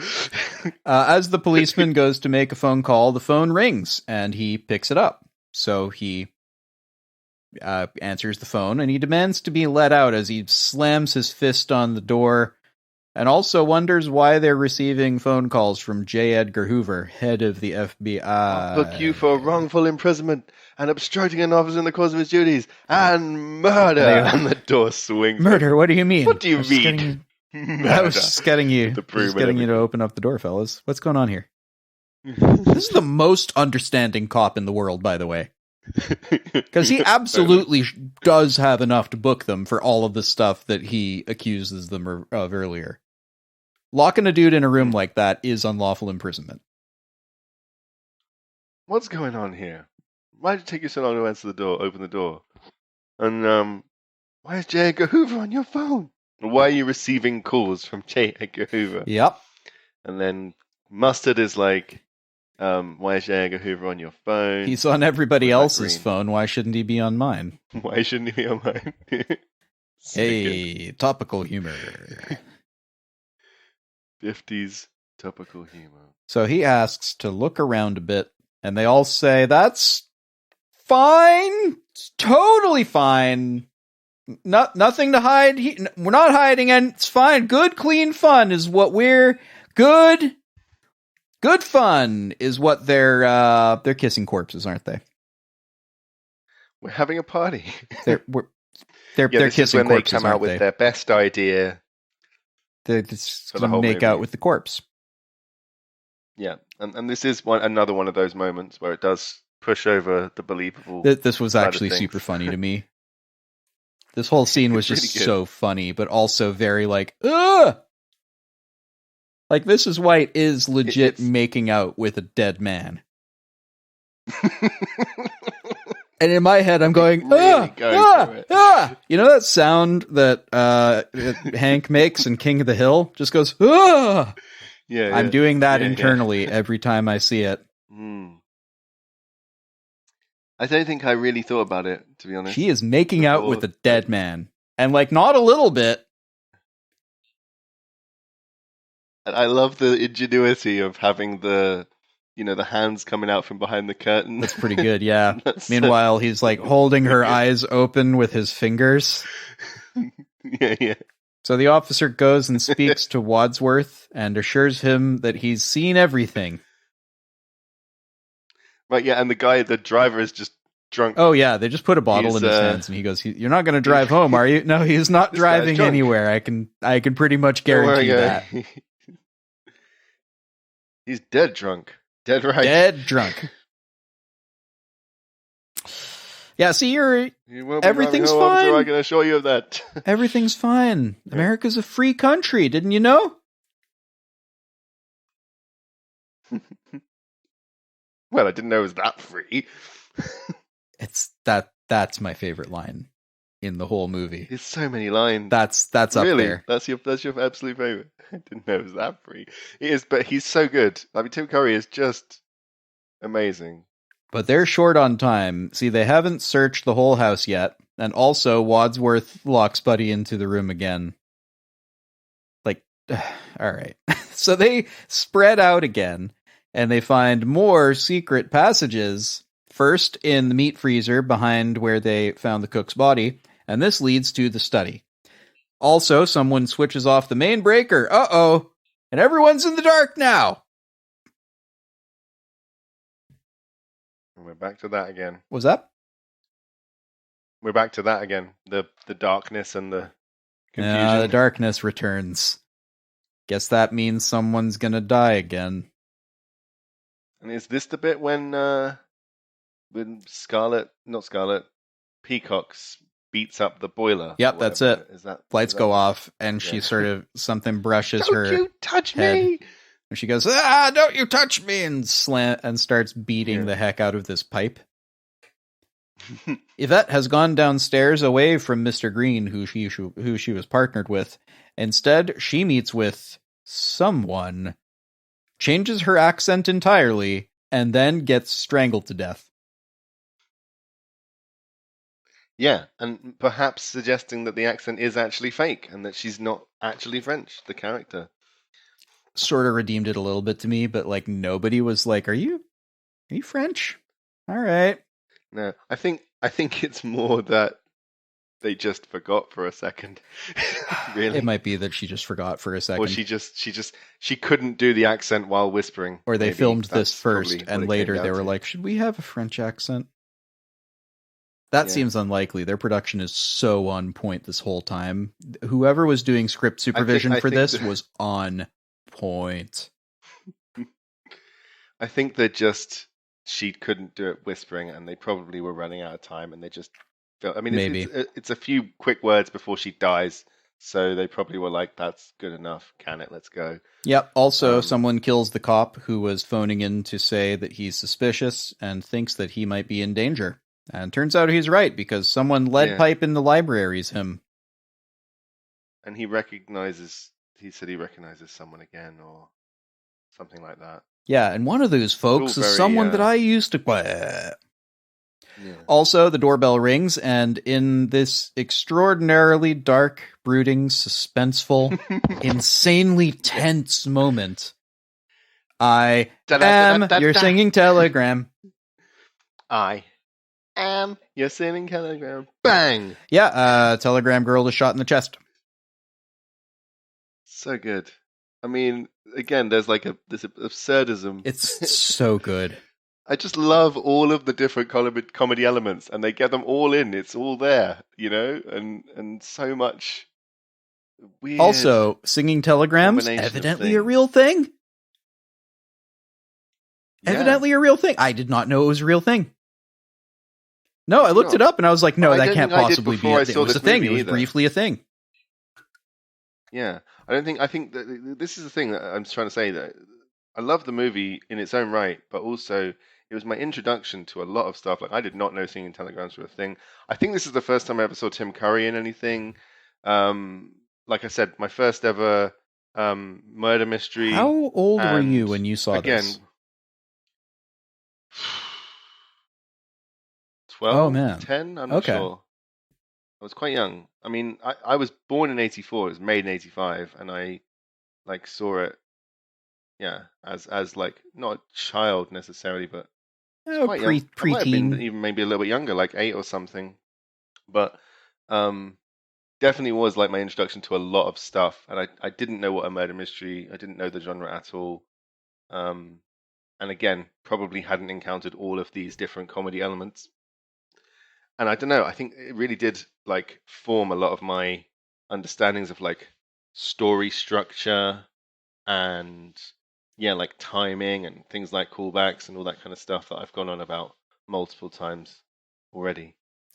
Because I'm a bit of a writer myself, modernly nowadays, and also a really big fan of comedy, and especially stand-up comedy. And yeah, I think a really big kind of movie for me, and like personally, in terms of all of these elements and things that I've again gone on about at length already. It's real dark in this room. But yes, and so singing telegrams are a thing.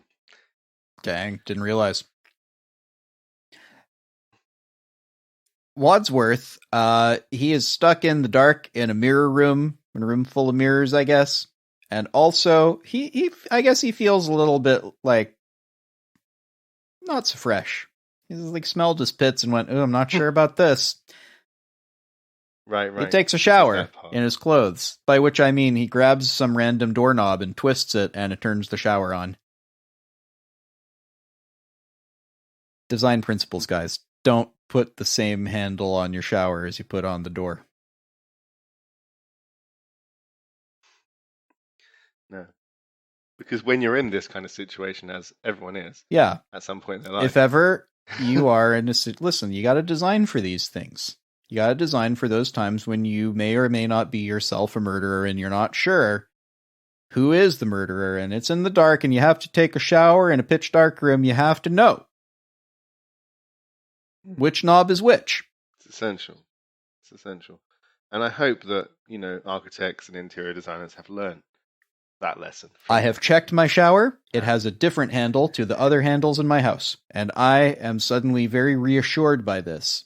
Also, that shower looks like real good shower. It's a deal breaker like I would pay a lot to have that shower. I'm looking at getting a mortgage on a place or whatever, or renting. Sorry? Yeah. I'm just saying, yeah, it's definitely a deal breaker for me. Like when I'm looking at renting a place or getting a mortgage on a property, it's one of the first things I check, that the shower handle and the door We've beaten handles that joke are into of a death. different design. We have beaten that joke into death. Let's let it die. It's fine. Now that all the lights are out, so Wadsworth mistakenly gets in the shower, then gets out of the mirror room where he was in and makes his way down to the circuit breaker that he flips back on, and now the lights are on. They all meet in the hall. Wait, I think all the rooms are arranged No, this is where I noted that all the rooms are arranged like the board game. Cool. That is a really cool thing I did not realize before, and I'm very, very pleased and thankful for you pointing that out. It's so good. It's an amazing thing. Also, Yvette is dead with the rope in the billiards room. You know, like the game. Like that. It's not going to get funnier, but I'm going to keep doing it. As long as people are still dying. Yeah, they did it. She is billiard roped. She has been billiard roped. Okay, well, I've heard enough. I know who did it.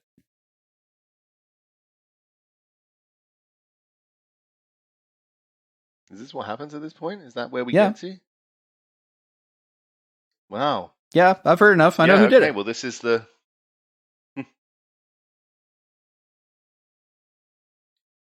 This is it then. Don't you see? It's obvious. Let's recap everything that went down. By which I mean, let's not actually, because the recap is literally the show we just made. It really is running from room to room, literally going through scene by scene of the movie, recreating every moment. But I will mention the way this is staged and blocked is super fun. They run from room to room as the story progresses, which strikes me as a sort of a subtle spoof of those, those Miss Marple type shows where at the end they grab footage from earlier in the episode and recut it with voiceover to recontextualize what we just saw. And they go, oh, well, don't you remember earlier when in the scene? And then they show you the scene. Here they just like run in there and Wadsworth does the action again. Yeah, and they really loved those movies, right? They just were really paying homage to that stuff. They knew the source material very clearly, backwards and forwards. This is such a love letter to Miss Marple stuff. It's very, very good. Like to Agatha Christie stuff, I should say more broadly. Yeah, all of that. Yeah, the whole thing. But here's the thing. That sort of recut stuff is not what happens here. They literally just go through in order exactly what happens, but with new footage. Here's just a few call-outs. As they go to the study to recreate Mr. Body's murder, Wadsworth turns off the lights, then lays on the floor. And then they turn on the lights. Mr. Body lay on the floor, apparently dead. And then he just gets up and continues the story without missing a beat. It is so and the whole good. thing, the energy of the whole thing, and especially frantic. Tim Curry's just performance is just incredible. The pace of it, I don't know how they shot it. Like they must have, because there's a lot of like continuous shot, right? Like a lot of stuff. Where it just watch it again. There's some cuts. It would have been a reasonably complicated shoot, but not crazy. You could do all of this with one camera. Yeah, but it's quite amazing still, the way it gets cut together and the way that he does just seem to bounce off the walls and run all over the house. Like what's really fun to me is that because you have remembered it as a single, as like a oneer, it isn't a oneer. Guaranteed it's not a oneer. I can see the cuts. I could point them out to you if we were watching it together. But the impression is just a frantic oneer. If you were to do it as a oneer, like I have no idea how you would do this as a oneer. It is too much. No, and I think, like, again, I definitely remember it that way. I mean, I don't remember it being one continuous shot, but I feel like the pacing of it, the way it's cut, the way it's performed, it pulls off the cinematic illusion. Seems like perfectly. A relentless, like completely. Like he just is. It's this progress. He's just going. He's running through, and he's explaining everything. He's pointing at stuff, and he's doing this, and then they're in the next room, and they're doing that, and they're doing that. And this is the one room. He's up there, and he's. But one of us wasn't here. No. Yeah. No. No. I have written that as Nieow. No. Yeah. Which is very... One of that us is such a wasn't here. Curryism. Which one of us was it? Also, they run to the kitchen. Wadsworth runs through the secret passage while they all run the normal way through the hall. And as he gets to the fridge, he looks dead as he falls out of the fridge and into the arms of Mr. Green, who sort of looks at him and goes, before dropping him straight on the floor. From which position, without missing a beat, he continues his recap. It's so good. It's just so good. I was howling when he at this falls out point. of the I was watching this on my own. I don't laugh on my own normally. I was laughing, holding my sides. So far, so recappy. We get more or less to present time, but now some new information, though. The motorist was Mustard's driver during the war, and he knew that Mustard was a war profiteer who stole and sold aircraft parts, radio parts, from the military, and that's how he made all his money. The cop was on Scarlett's payroll. She bribed him once a month to keep running her business without getting hassled by the cops. The girl at the door, the singing telegram door, was once Professor Plum's patient, and she was my patient once. And this is the girl he had an affair with. This is too. Such a coincidence, yeah. I have to say. Guess we should put this body in the study with the other bodies. And then they just drop it very unceremoniously. Have you ever seen the IT Crowd early episodes? Yeah. I'll just put this fire over here with the other fire. The other fire. This is that. Yeah, good shout. Yeah, definitely. Also, as the recap approaches the present, the doorbell rings, and it's an evangelist who wants to huck a bunch of Jesus at them until they, too, are covered in Jesus. And I just remembered that is actually George It is Carlin, George Carlin. who I mentioned earlier as the guy who talks about, obviously, the rhythm of comedy and all of that. And it's actually him. I forget about him. He's such a good stand-up, and he does all these cameos, and he's in all these movies, because stand-ups do that, right? Especially Carlin. I saw him most jobs. Recently, I think, in Bill and Ted. Right, yeah, sure. He was more than a cameo there. He was a full-grown part in Bill and Ted's Excellent Adventure. He has a fairly reasonable part in Dogma. I haven't seen Dogma. Movie. It's on the list. Okay. I know, it's on the list. It's been on the list. I know. I'm waiting for a special occasion. I'm waiting for special occasions to do Kevin Smith. I know some people who've called his movies, so they're on the list. Right. Fair enough. Turns out it was Yvette. Well, he's there as well. So I know what happened. Yvette is the killer who killed the cook and Mr. Body. And she was the only one not with them in the study at the time, because she was recording in the other room. Now feels like a good time to talk about the ending/endings. Well, what do you mean? There's only the ending here. It's now ending. It's ending now. Okay. But I've just to clarify, for the sake of very clear clarification, we are aware of the multiple endings scenario. But the person who killed Yvette, the motorist and the cop, was Scarlett, but she denies it.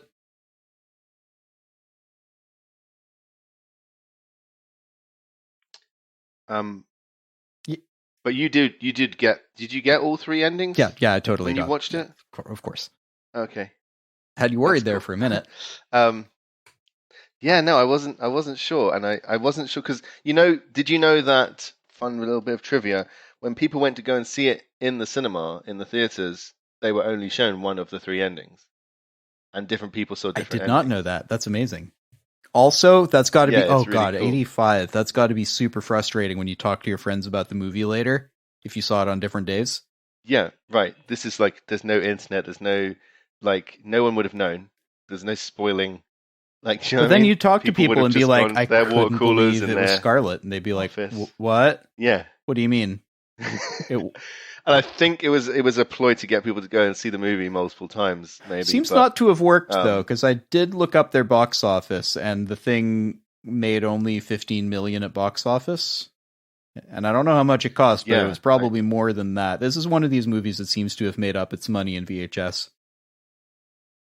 Yeah, I mentioned this earlier. I didn't really know about all those stats type stuff, but I was definitely under the impression that it was more of a Your cult impression following is than correct. It was an one of actual these smash. movies that got its following later on the VHS market, on the rental market. But yeah, regardless of the agenda or its success and outcome, the concept of marketing it with 3 alternate endings and putting those on in the cinema for different people to see different endings is very, very fun. It is fun in a way. But again, 85 pre-internet, you could imagine people having a conversation at the water cooler the next day going like, oh, you also saw Clue. Man, that ending was really something, wasn't it? And just taking far too long to have that conversation before you're like, whoa, hang on. Who killed them? Yeah, it's cool. I don't know. It's a really weird I don't know that I'm on board idea, with it. It's cool that it's an know. experiment, but I think there's also a good reason that they don't do that no more. Yeah, I don't know. I mean, maybe that's one of the reasons why it wasn't so successful. Maybe people just got really frustrated with that element and didn't go and see it if they were going to feel like they were getting messed around like that or something. That's part of it. I don't know. So whoever has the gun now must be the murderer. I mean, the second murderer. The first murderer was Yvette, but she's dead now, so... Enter. But that's another interesting little bit, because he says that the start of the split between the 3 different endings is where he says, then there were 3 more murders, referring to the motorist, the cop, and the singing telegram girl. And then there are 3 alternate endings as well, which is an interesting little bit of meta numerology. Well, except that we'll cover that, but except I don't think that works because the split happens before.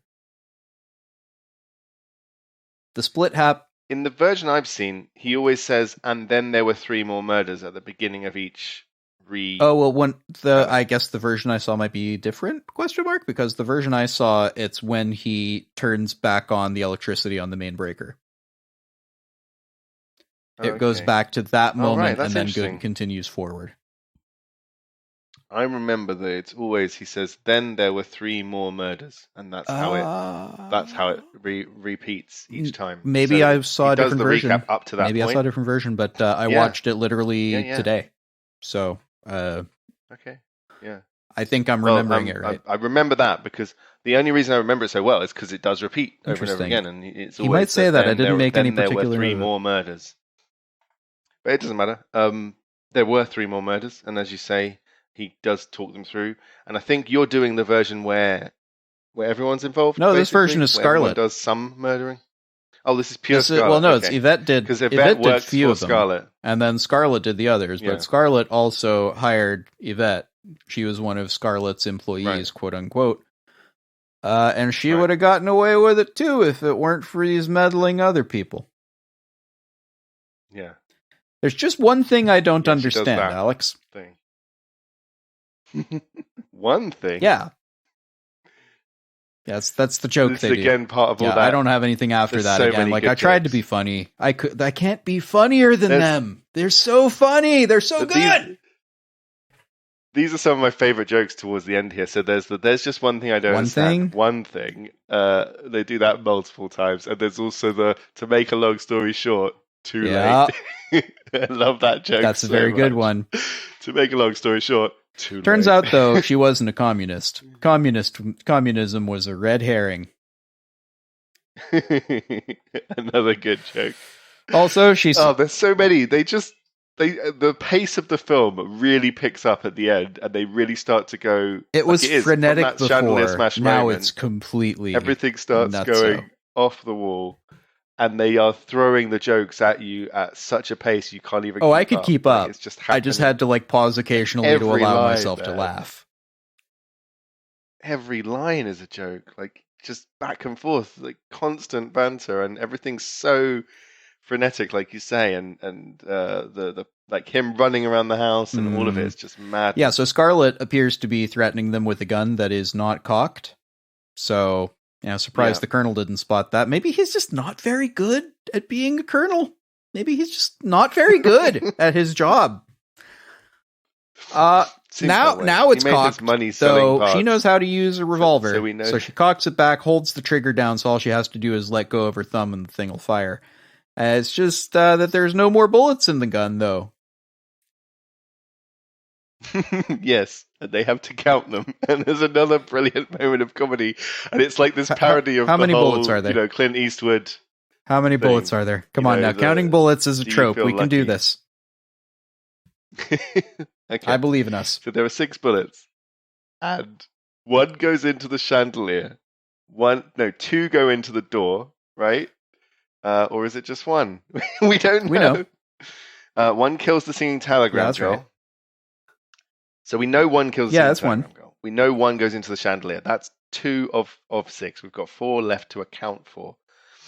At least 1 goes into the door. So that's 1 3. shot at Mr. Body, 2 at the chandelier, 1 at the lounge. 1 Mr. Body. 1 at the lounge and 1 at the singing telegram. Thing is, 1 plus 2 plus 2 plus 1. No, there was only 1 that hit a whatever. That's still 1 plus 2 plus 1 plus 1. 1 plus 1. Except that even if you were right, it's not 1 plus 1 plus 2 plus 1. It's 1 plus 2 plus 1 plus 1. At that point, he's just arguing about whether it was 2 at this point or 2 later, because you're both sort of going like, and there's 5 in there, I guess. And then she just finally freaks out. She's like, shut up. She's right, though. There's 5 in there, because I counted. I went back through and I checked my notes. This gun. There's 1 shot at Mr. Body, 1 at the chandelier, 2 at the lounge door, brings us to 4, and 1 at the singing telegram girl. There should be 1 more bullet left in there. But there isn't. Fortunately, it's the doorbell, and the police arrive just in the nick of time. Turns out that religious evangelist man from before is actually the police chief. Also, it turns out there definitely was 1 bullet left in the gun. So they all sit around working out what 1 plus 1 plus 2 plus 1 is. As the second chandelier, I guess there was a second chandelier in the room, crashes just behind Colonel Mustard, who freezes frame. That's the end of the movie. Roll credits, we're done. Except we're not. Alex, there's another 12 minutes of runtime. What's going on here? That seems like a long time to be running credits. There's a lot of credits, I guess. Welcome to Ending B. We rejoin the plot right after Wadsworth switches the breaker back on. Turns out it was Mrs. Peacock all along, and she's responsible for all of the murders. Yvette didn't do nothing this Remember, time. she wasn't in the room earlier, I guess, and also they all worked for her. Yeah. Okay, so let me ask you this at this point. You made notes. I did. Do all 3 endings actually work? Is it legit? Because I think it is. Turns right? out, like it out that they were eating one of her favorite recipes at supper, monkey brains. Right. Though popular in Cantonese cuisine, is not often to be found in Washington, D.C. D.C. Is that what we ate? Yeah, Mr. Green ain't impressed. Also, is that I'm reasonably certain that's not actually a thing people in Hong Kong eat. I don't think that's actually Cantonese cuisine. The Cantonese eat a lot of stuff that Westerners find a little interesting, but, Well, they eat it in some weird place in Calcutta, according to this movie, it's the Temple of Doom. I haven't seen that either. Whoa, you haven't seen? Have you seen any of the Indiana? Yeah, I have, but not Temple of Doom. Okay, well, that's a big part of it. There's like some Indian. It's on the list. People. It's on the list. I sent you the list. You could have chosen that one. You chose this one. Okay, fine, but it's the only other version of eating monkey brains I'm aware of in cinema. Mm-hmm. So it needed to wait. So this has nothing to do with nuclear weapons secrets and their work with the government. And I guess communism was just a red herring. Communism was just a red herring. Yes. So there's no proof here, though, except that the gun is missing. Gentlemen, empty your pockets. Ladies, empty your purses. Ladies? Yeah. Turns out Wadsworth is right, And but then... as she's going around, she's like, Achoo. so what are you going to do? Nothing.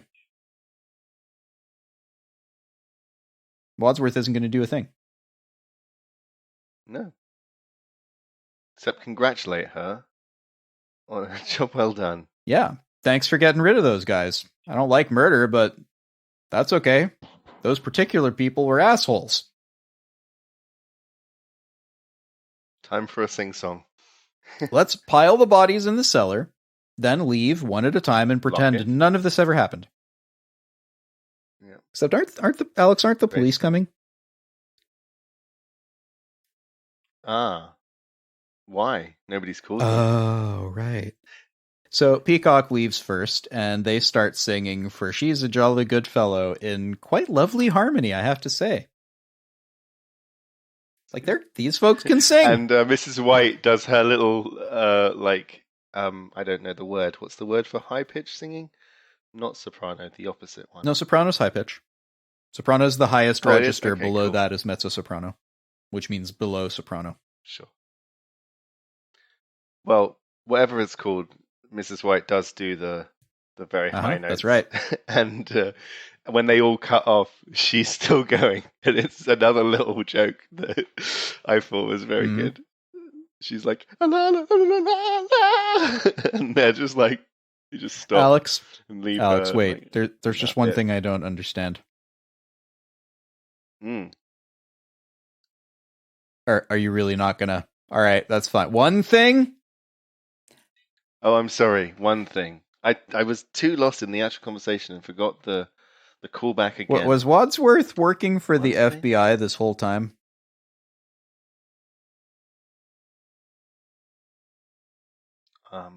I'm losing it now. I'm starting to forget exactly what happens in this. So anyway, the cops are outside and are ready to arrest Mrs. Peacock. Would anyone care for fruit or dessert? So this ending, I'm not sure this one makes too much sense. Better try again. Ending C. But here's what really happened. And this is what I think really happened, or this is maybe what I want to have really happened. Okay, well, we'll work our way through it and see where we're at the end. Once again, we rejoin them after Wadsworth turns the electricity back on. Turns out Professor Plum should be able to tell whether someone is alive or dead, but he definitely wanted the guy dead, so he waited for his chance and later killed Mr. Body. I think you might be right, actually, now I remember it. It is reset when he turns the lights back on, but I think they skip some of the recap and go to the then there were 3 more murders bit, because they don't want to do the whole Maybe. recap. I didn't take a note of a particular line, but they do recap there and then cut to a slightly different point in each place, because, of course, from here, the plot is different. Mrs. Peacock, meanwhile, killed the cook. Again, the monkey brain recipe thing, which I guarantee you is not a staple of Cantonese cuisine, but they think that it's a staple of Cantonese cuisine, but in any event is not normally to be found in Washington, D.C. If they ever remake this, I want Matt Berry to do this role. It's a good choice. The cook used to be her cook and sold her out to Mr. Body, who is blackmailing her, so she wants revenge. Meanwhile, Colonel Mustard killed the motorist with the wrench in the lounge. Like that! Wadsworth helpfully shows us how he was killed. This is like a karate like that thing, right? And Mrs. White killed Yvette out of jealousy because Yvette was having an affair with Mrs. White's husband, which is why she killed him too. And she goes into a little trance. I love this bit. She admits to this. See, her hatred, so much. She hated her so much that flames on the side of my face. Alex, as any 12-year-old knows, putting flames on the sides of things makes them go faster. Clearly, she got a speed boost from this, which is how she was able to pull it off. And Miss Scarlet took the chance to go to the library and kill the cop who she'd been bribing, just like before. Mr. Green, he must have killed the telegram girl, right? Because process of elimination, he's the only one left, and probably that means that he must have killed someone. But wait! Dun, dun, dun. Wadsworth shot her, and is, in fact, Mr. Body. It was him all along. The butler did it. And Mr. Plum has, in fact, killed his butler. Ah, shucks, he says about having killed the wrong person. And this is that great moment when he gets to do his, like, Grinch evil grin. He does. He has such a good evil grin. Yeah. Turns out he was the one all along. And now, he goes into this whole, explanation about how they've ridded him of all of his witnesses and accomplices, so it's all tied up in a neat little package for him. Oh wait, I'm. There's still one thing that's confusing me here. One thing? So the missing nuclear physicist or the war profiteering or nothing has to do with that? No. Communism was just a red herring. Also, why should the police come? No one's called them. And then the Grinch comes out of his face. Yeah. Oh my god, of course. Mrs. Peacock's there like, you mean, oh god, of course. Ah. And she's saying that as if, like, she has missed a piece of a puzzle. Like, literally, she's doing a puzzle, and she goes, oh, right, of course. How could I not see it? I think it's that tone of the sort of, oh, right, cool, and not, oh, I'm in front of a man who's got a gun and has just killed someone and is likely to kill again. Oh, no. There is an element of that where all of them are kind of like, they've been in peril this whole time, and they kind of don't really care about living or dying anymore. They just want to know what the hell is going on. This is so convoluted, we're all done. Fine, shoot me. It's just like, whatever. I could die, I could be the killer, whatever, just let's get this over with. I want to leave this house one way or another, in a body bag or otherwise. And I love that. I love the fact that it's become this chore to them at this point. Like, they've been through the whole, like, oh my god, we're all going to die. Oh no, it's terrible. There's a killer in the house. And through the chaos and the confusion, and they're just literally fed up at this point. So, new plan. And just done, and they just want to go home and sleep. So, new plan, pile the bodies in the cellar, leave one at a time, and pretend none of this ever happened, except this time also Mr. Body keeps blackmailing the Mr. Body, of course, now we understand is in fact Wadsworth. See, there's just, here's the thing. Also turns out that Mr. Green is a plant. Ha! Puns! A plant? I love that line. It's very funny. I don't know if it is. It is inappropriate. It is inappropriate in this day and age. But go ahead anyway. But it's a good joke. So are you a cop? Says Wordsworth is like, I'm feeding you the line, my friend. So are you a cop? Hang on. I want to. Oh, excuse me. All right, all yours. Very nice. So he goes. So you just go on blackmailing us all. He goes, of course, why not? He turns away and reaches into his jacket and he says, well, I'll tell you why not. Boom, whips out the gun. And then... This doesn't happen yet. Shoots him, all this happens. Does it happen yet? Oh, no, it happens yet. You're right. It's all after, yeah. Because then that's all happened. And then they realize that Mr. Green is not who he said he was. Something's not right. Why has he got a gun? Why is he suddenly so cool and suave? Mr. Green, are you a cop? Whatever. Are you a plant? And he's like, I'm a plant. Wait. I thought they called you people... I thought men like you were usually called a fruit. To his credit, he goes, yeah, very, very original. Anyway, you're all under arrest.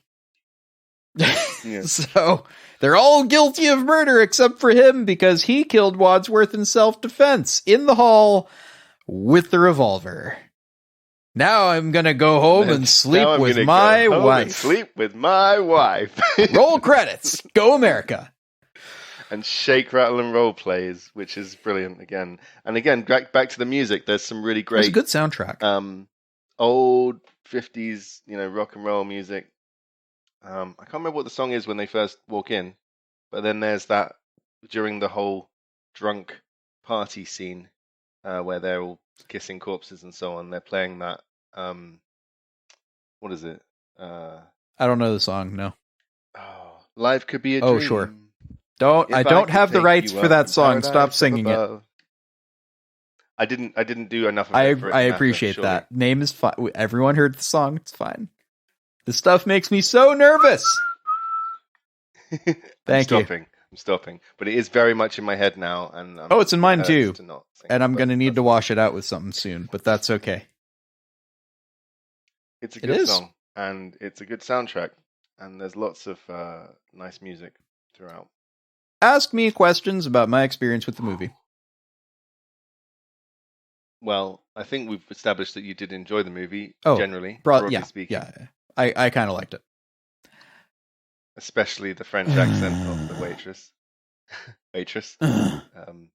maid. She's also So we've discussed that. And we obviously picked up on some of the other kind of things that would not necessarily pass. There's some unfortunate aging that's happened to this movie. Yeah. But overall, I think that, I personally felt there's a really strong sense of comedy and all different aspects of comedy, and the timing and the pacing are really, really strong. And I think you agree with that. I enjoyed about half of my time with the movie on a first viewing. Honestly, I personally find cinematic tension really awful feeling, and this movie does such a good job of making me feel uncomfortable in a kind of, oh god, I need to turn this off right now and watch something else sort of way. I assume that means it's real good at building tension, because that's what cinematic tension feels like to me, right? So it's very good. It's just my experience is like, oh no. It's pacing though, right? Like there's this thing now where modern movies don't really have pacing at all. They're just stuff happens at speed and everything's just going on. I don't want to paint things with too wide a brush, but certainly the stuff that you would likely see as major releases in cinema. Yeah, I think it's fair to say pacing is done very differently now. Yeah, I mean, again, I'm talking very broad strokes here, but yeah, like the done thing typically, on average, is to not have such a build-up and long starts and building into things. And I mean, even this movie is modern by those kind of standards. I mean, we were talking about old movies. Yeah, sure. I have a specific note. Like snail pace thing. I really enjoyed the film's use of silence and moments of real minimal sound. Right, just a little bit of Foley, just a little bit of a footstep somewhere. And they would sit on those quiet moments, especially at the front, like those awkward moments at supper. A full 40 seconds would go by with nobody saying anything. Really, really powerful sections. And I think that's partly what I mean about the pacing as well, is that it's all builds up to that thing, right? Like there's up until the point where the chandelier crashes, things move at a certain pace and it's slowly picking up. And then there's this moment where there's this real chaos and energy and explosion. And then it kind of like dies down a little bit again, but things have turned. And then you get the recap stuff, which is like the super frenetic. Which is all, yeah, crazy. Broadly, I think you're right. They do have sort of, there's this intensity where the shots last a lot longer. They really linger on angles. And then they'll switch very quickly on an event to much more frenetic pacing, much more frenetic editing, swapping angles all over the place. And then in the recap section, they do that more, which is crazy to me. Yeah. Do you think that like it becomes more of a comedy as it goes on? Like it starts out as a very almost a straight. It starts out as a horror movie with a few little jokes here and there. Yeah, right. And then it becomes more and more absurd I think my and first silly. viewing I enjoyed it more as a sort of horror experience. Like there's someone among us who is a killer is such a horror plot that I found it hard to watch the first time through because I'm very not versed in horror movies. I think I've seen two ever really. It's it definitely made me question who I trust among the characters. And in the end, I think that's why I Yeah. expect audiences would probably like ending C the most because it's the one that vindicates your feelings about everyone. Because they're most of them, except for Green, are killers. And even he sort of kills someone by the end, though different circumstance, right? No matter who Right. you Sure. distrusted during the film, you're vindicated because they all killed someone. Okay, I feel I was right to not trust any of them. But I don't think C works It's the best. it's a really weird thing that I just realized that because the reason I love the movie is because I really do feel that it's such a good balance and combination of those two different genres. But I'm now recognizing that maybe that's why it wasn't very popular because people go to see a comedy and they're now watching a horror Mm. movie, or they go to see a murder mystery or horror, whatever, and they're now watching a silly comedy, and maybe it just didn't, you know, people didn't know what to expect and didn't get what they were Normally, expecting. these are marketing issues, right? Like, as if you can sufficiently spread word of mouth stuff, like I don't know, but movies fail for all kinds of reasons. Movies fail for like if it came out a month earlier, then more people had more time off. Sort of, it can fail for all kinds of reasons not related to the quality of the movie, right? But so you'd like market it as an oddball comedy though, right? Like primarily that's kind of I'm not a marketing guy, but if I were marketing this, what dark black I would comedy? probably show the switch. I would probably be like have that little Okay. intro where it's like dark and brooding and have Tim Curry smiling evilly and then have somebody do the pratfall and be like, "Oh, okay, it's both. Got it." Like if I'm making that Yeah, that's a trailer. really good way to look at it. But look, Like, yeah, just like one of those scenes where the guy's creeping up in the shadows, just you see the glove and the oh lead yeah. pipe, and then, you know, cut to, like, he's just about to strike, and then cut to some silly Sure, why falling not? over or whatever, and then, Something like that. yeah. First instinct, something like that would be the way I would cut that trailer. But I also don't cut trailers, and I am not a marketing guy. So maybe a marketing person will tell me that that's the wrong way to approach it. But I don't know. Like, I don't Would think. you think of it, would you describe it as a black comedy? I think it's half and half. But here's the thing: I did enjoy it more on a second viewing. For me, it was because the pressure of trying desperately not to get attached to people because I know they're about to die in the next few minutes was totally gone because I knew and I could really appreciate how intricately crafted everything was and I could get into the jokes and be like, oh, that's very good." Even if I wasn't laughing before, a few of Okay. the jokes I was laughing out loud the first time, but So did you actually watch it the first time not knowing it was going to be a no, comedy? I had no idea. I'd never heard of this movie. You told me, "Hey, watch this one," and I went, "All right." Right. So you actually went in thinking it was like a more No, straightforward, serious kind of I, like this is I thought it Cluedo was going to be as a like a sort of silly story. Miss I thought it was going to be like a Miss Marple. I thought it was going to be like an Agatha Right. Christie. Like it's based on a board game that's about murder mystery. So I thought it would be like, ooh, a murder mystery for the family sort of thing. It was not a family show. It was not a family movie. Don't bring your kids.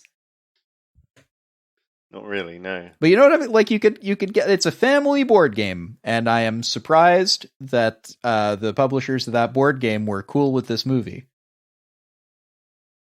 It's funny how, because like when you love something, like I do really love this movie and I think it's great, you don't sort of, see potential flaws or understand how people could misunderstand it, And thinking about it this way from a perspective of like, obviously it was a bit of a flop or even a serious flop, and thinking about it suddenly now in this light of like the fact that it is not going to be everyone's cup of tea, and it's hard to place and it's hard to define exactly what it is. And this is a thing, right? This is like a very typical thing, like you say, it's a marketing problem, but also it's a general thing. Like if you can't sum up what any kind of creation is simply in like a sentence or whatever, then you're going to always struggle to find an audience for it or something like that. I think that's a A element lot that's of going on a lot of their genre bending though is what makes this movie great. I respect the hell out of this movie. Honestly, I do. It's super, super well done. The people who made this were knocking it out of the park left, right, and center. I just like my personal enjoyment. That's what I'm describing, right? I'm being very careful to say this is my personal reaction to the movie. It's not saying anything objective about the movie, but you know, a lot of our feelings about media are not objective feelings, so I think there's value in sharing those. Let's talk about the endings. I had never seen a movie with multiple endings before. Not once. It's not really a thing in ever my experience, so I'm not really sure how to treat it except by going through them and being like, which one do I think is like... First, does it need a canon ending? I think the answer is no. I think as long as the endings are fun, as long as they're funny, as long as they're compelling, I think they're great. So if you listening happen to prefer one of them that I'm shitting on, then understand that that's fine. I'm never going to look down on you for that. I'm just going to be like, huh, okay, that one, cool. I liked another one, and I think it's great that we both have opinions about the movie. Which end? So you like ending C? Is this thing that you do is like a comments type situation? Because that would be an interesting thing to hear. Like, well, you can at me on Twitter. You can at me on Twitter. I'm at One for Paul on Twitter, and you can at me there and tell me which ending you liked. I mean, I genuinely love do you like to know. And what do you think about the concept of having multiple endings in general? I guess it's another really good one. I think here it worked. I don't know if it works anywhere else. I think like if you were to tell me... I can't think of another example. I think if you were to tell me, oh, it has multiple... technically Bandersnatch? Okay, sure. Yeah. But I mean, the whole thing is... That's what I mean, though. Like, technically stuff like that, but I don't think it does the same thing that this does, or seeks to do the same thing that... So the idea of multiple endings, if you were to just float it by me prior to my seeing this, I would have said, I don't know, it just seems like lazy editing. Like you couldn't make up your mind and we're like, oh, but look, it can end however the audience give us money, please. It feels like a cop-out. Yeah, it's a weird choice. I don't know what because... But here it doesn't feel like a cop-out. It feels like this was a choice, right? Someone made choices. Yeah, it's definitely a choice. And they recut... because I don't think they made 3 endings with the intention of just having one and then couldn't decide. My understanding is they intended to make 4 and they cut the other one before ever filming it because they figured it was too dark. Because one of them was just like... Okay, and then one of them went crazy and killed everybody because they felt like it. I did not know that. I'm probably saying it wrong. I looked at one paragraph and I was like, oh, I better not read someone else's review of this before I do my review because I don't like doing that. I don't want other people's critique in my head. That would be very dark. But I kind of appreciate that. But I mean, it would take. But your favorite ending is C. Why? Because I like the fact that everybody did it. I think that's just really funny. That is funny. You're right. I think that's really clever. Like that, there was no one killer. Everybody did it. I think that's a really clever joke. Okay, so and twist on the whole thing. Let's start with several of my problems here. It's the most detailed ending for sure, and there's a lot going on. Peacock knows that there's secret passages. Why would Peacock know that there's secret passages? The cook told her. I think they addressed that in... Okay, maybe.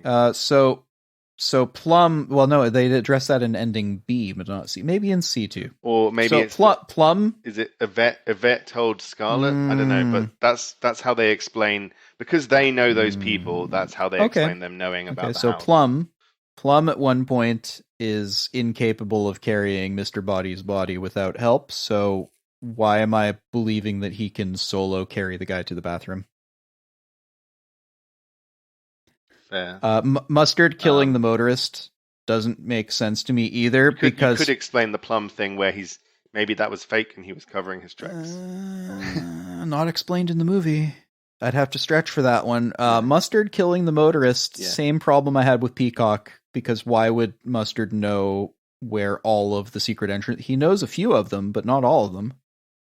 He fell into I one. just realized something that I'm not sure if I recognized before, but just to, sorry to cut into your train of thought, but the chef is killed by a knife, the motorist is killed by a wrench. I don't know why there's a significance to the singing telegram being killed by a gun, but that's quite fun that some of them are killed by things that are related to what they do for a living or whatever. I guess you're not wrong, eh? Cop is killed by a lead pipe. I don't know what that I would be, guess. but something to I it. guess not really.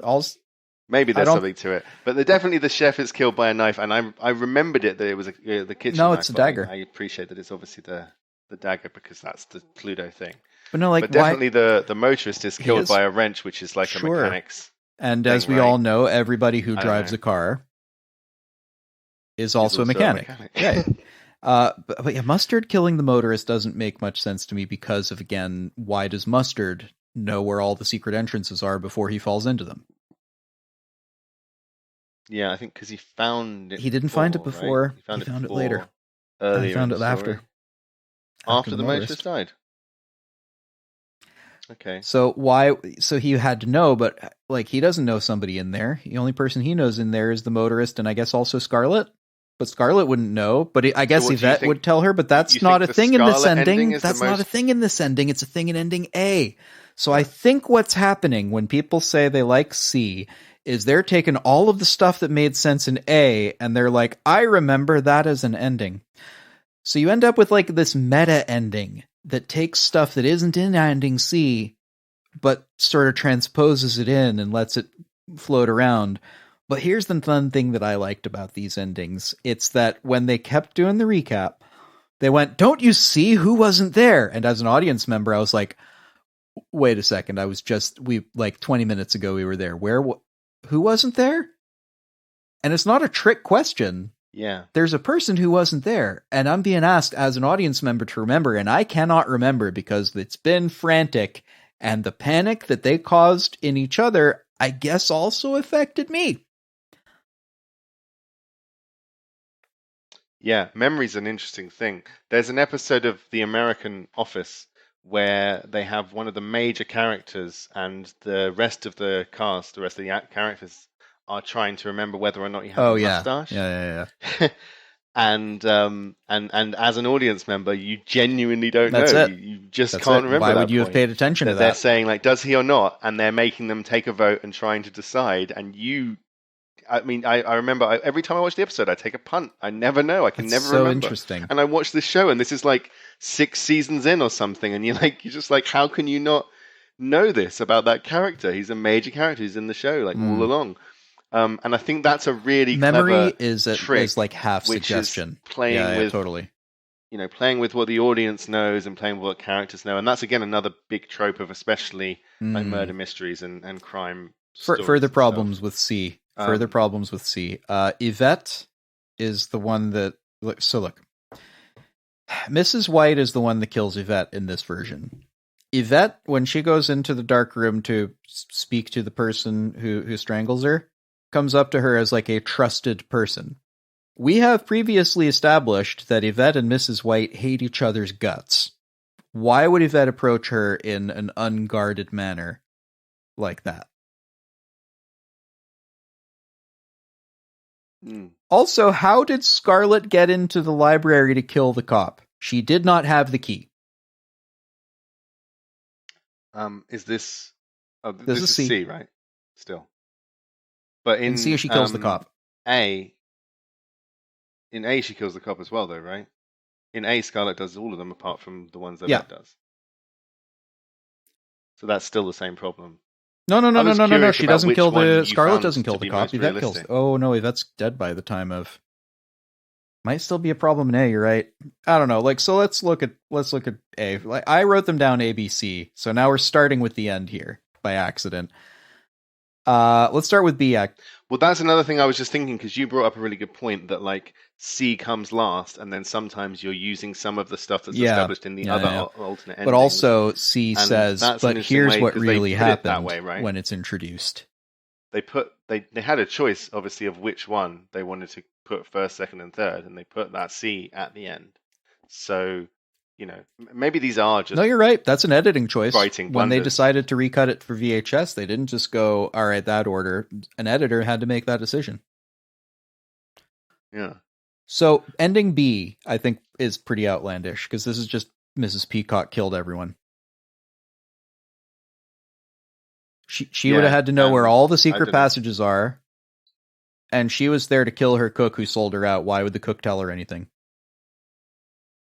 Cook sold her out to a blackmailer. Yeah. I mean, that's the justification I think they give for everyone. So anyone who knows anything about the house is basically just the people who they knew told them. Well, again, that's not the excuse reason. given But anywhere except for A. And in A, it makes sense because it's just Yvette and Scarlett. Yeah.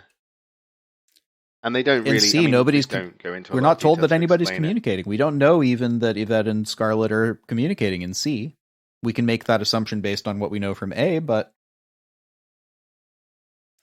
So, am I understanding that you think A is the most realistic one? I think C is the funniest one, mostly because of flames. Right. Flames on the side of my head. Flames.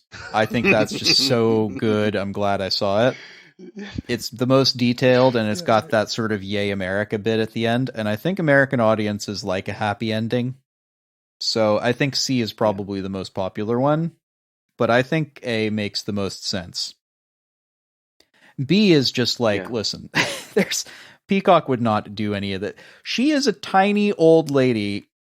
You mean to tell me that she just straight up overpowered and strangled Yvette, who is like half her age, twice her size, and clearly stronger than she is? I don't even with a noose around her neck. I don't know, man. Yeah, I don't know. I genuinely never really thought about it from like what is realistic, because I just didn't care. I mean, this is completely beside the point. It's a funny comedy about whatever, but there's a part of me that's like, how tall is she compared to the cop again? She would have had to reach way up there to get to his head. I don't know. I think that possibly the problem is that you approached the movie initially not thinking that it was a comedy and not realizing I thought it was just like a mystery at first, and maybe some of that has kind of stuck with you. And I also don't think that's a problem, to be clear. Seriously, Yeah, no, I get that. I think that the thing is, all of the endings are just kind of like A sort of makes sense. B is outlandish. C is like funny. I think the reason that I like C as well is that it really does kind of give you satisfaction. This is what I mean. This is what I addressed right at the first bit, because I spent the whole first viewing absolutely not sure who I might trust, but on the second viewing I knew, right? So I knew who I could trust on a second viewing, and therefore I could watch it and be like, oh, okay, hang on. Right? But on the first viewing, C felt like a nicer resolution because I was vindicated in not trusting anybody. You know what I mean? Whereas in either of the other two endings, there's only one or two people who I would have been vindicated for not trusting, but I still didn't trust Plum. I still didn't trust Scarlett, or whatever it was. So I still didn't trust White. I think there's a bigger part for me where I don't like either of the first two endings because you just get what I consider to be essentially a boring answer that one of them did it. And the third one where the butler did it, I mean, that's a classic, right? That's a really good joke and a really good twist on the classic thing that like the butler was the one that did it. That's the stereotypical joke about these kind of stories. And then the fact that you do get like it was actually everyone, like each one of them did some murdering. Again, that's a really funny like twist on the classic, which is always that there's one killer, like one of them did it. So I really like those two playing with the traditional way that these stories, usually resolve. Might also come down to what you liked about the movie. Now I'm thinking about it, because you really enjoyed the comedy aspect, and I enjoyed that too. But that was like the primary bit that you enjoyed, right? I mean, I don't want to put your words in your mouth. I think when I first watched it, when I was really young, like obviously I didn't pick up loads of stuff and didn't understand loads of stuff, and just did enjoy it for the fact that there was a lot of probably slapstick and silliness to it. And then as I've gotten older and watched it multiple times at different stages of my life, I've appreciated more and more of the layers and levels to it. And I think ultimately the thing that I like at this stage of my life anyway is the fact that it's a dark comedy, but it's also a murder mystery, and it's got playing with tropes, and that's something that I'm really into. Playing with tropes, I totally see why you would like C, and I don't dislike C. I just think there are plot holes. I think C is a better comedy ending. I think A is a better murder mystery ending, and I think B is not a very good ending. But this is why I asked you that question really early on as well, because I was curious about. Yeah, I guess I hadn't thought of it that way. I've never really thought about it that way. I've never thought about whether those endings actually are consistent and whether they stand up to scrutiny, because you told me that you've done extensive notes and this is how you kind of view these movies, and I thought that's an interesting angle on it, because I've never really thought of it from a perspective of being a that's why we do the show. Consistent or legitimate kind of murder story. Like I've always just kind of accepted face value. Super interesting, yeah. And things like you said, like the fact that things are established in ending A, which would justify ending C, but they don't. Are we in danger of restating ourselves? Sorry, Alex. Right? I think we might have. But I just, I think this whole concept of them being kind of alternate realities, I guess, is the three different endings. And the idea that actually, if you watch the movie as it's actually presented with all three endings in there, and then think about it like that, so you're getting presented a story where you see this set of events, then this set of events as an alternative idea, then this set of events as an alternative idea. And I've always kind of thought that it's more like up to you to decide, really, is what it comes down to. I get it. And again, I don't think there needs to be a canon ending, and at the risk of restating ourselves over and over forever, I think we broadly agree, except that we've seen the movie also at different points in our lives. Me in my 30s, you first in your preteens. So, we're going to take the different things away from the movie at different sections of our lives too. I am super glad that I've seen this movie. Special note though, Tim Curry is so good. And his physical comedy is peerless, particularly here working, I felt, with Michael McKean as Mr. Green. Rhymes. And it works really, really well. Because McKean is very good at being thrown around, as during the whole running around section at the end that they do. We didn't make a special note of it, but he gets thrown around a lot. And after a while just goes, "Would you stop it?" Yeah. No. Stop doing and then that. Continues to throw him around. Yeah. I love that. That's one of my favorite aspects, is all the energy that you get and all of the bouncing back and forth off each other and all the physical I think that's comedy. partly why I like this movie so much. It's just active. It's movement all the time. And then it'll stop to let you look at darkness for a while. And that's a cool feeling that I don't think I've felt in other movies before. You know what I mean? There's a real sense of dynamism. And then, like you say, that's juxtaposed against the fact that this is a film about death, where lots of people die, and death is very, still. And I mean, I guess that's part of what that scene is about, where they're reanimating the corpses for the sake of their little Did you happen to see Mr. Green's face while the cop was like, "They're just having a party. It's fine. You're not doing anything illegal." Yeah. The dodging and he's just wide-eyed going,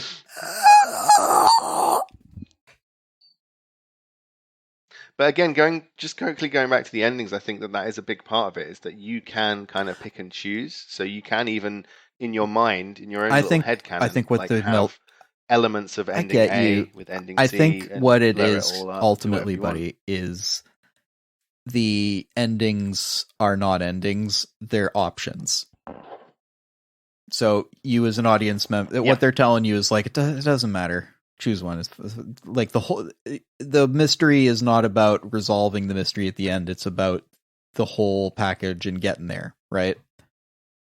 Yeah, and it feels like they're saying this is a comedy. Whatever makes you happy, whatever satisfies you, Buy whatever's a 3 satisfactory tickets way is, you I want to think, look what at they're telling us. Frankly, buy 3 it. tickets. Yeah, right. Go on Saturday to see this ending. Go on Thursday to see this ending, and take the whole family to the big finale. Don't take Friday, the whole family. Grandma might faint. So, any final thoughts for the episode, or? I guess I'd like to thank you for having me in. Of course, anytime, man. I've had a blast watching this movie. I really enjoyed reliving it through someone else's eyes and taking a different perspective on it, and just literally sharing something that I really enjoy with someone new. Well, I've enjoyed having you on the show. Thank you for joining me, Alex. And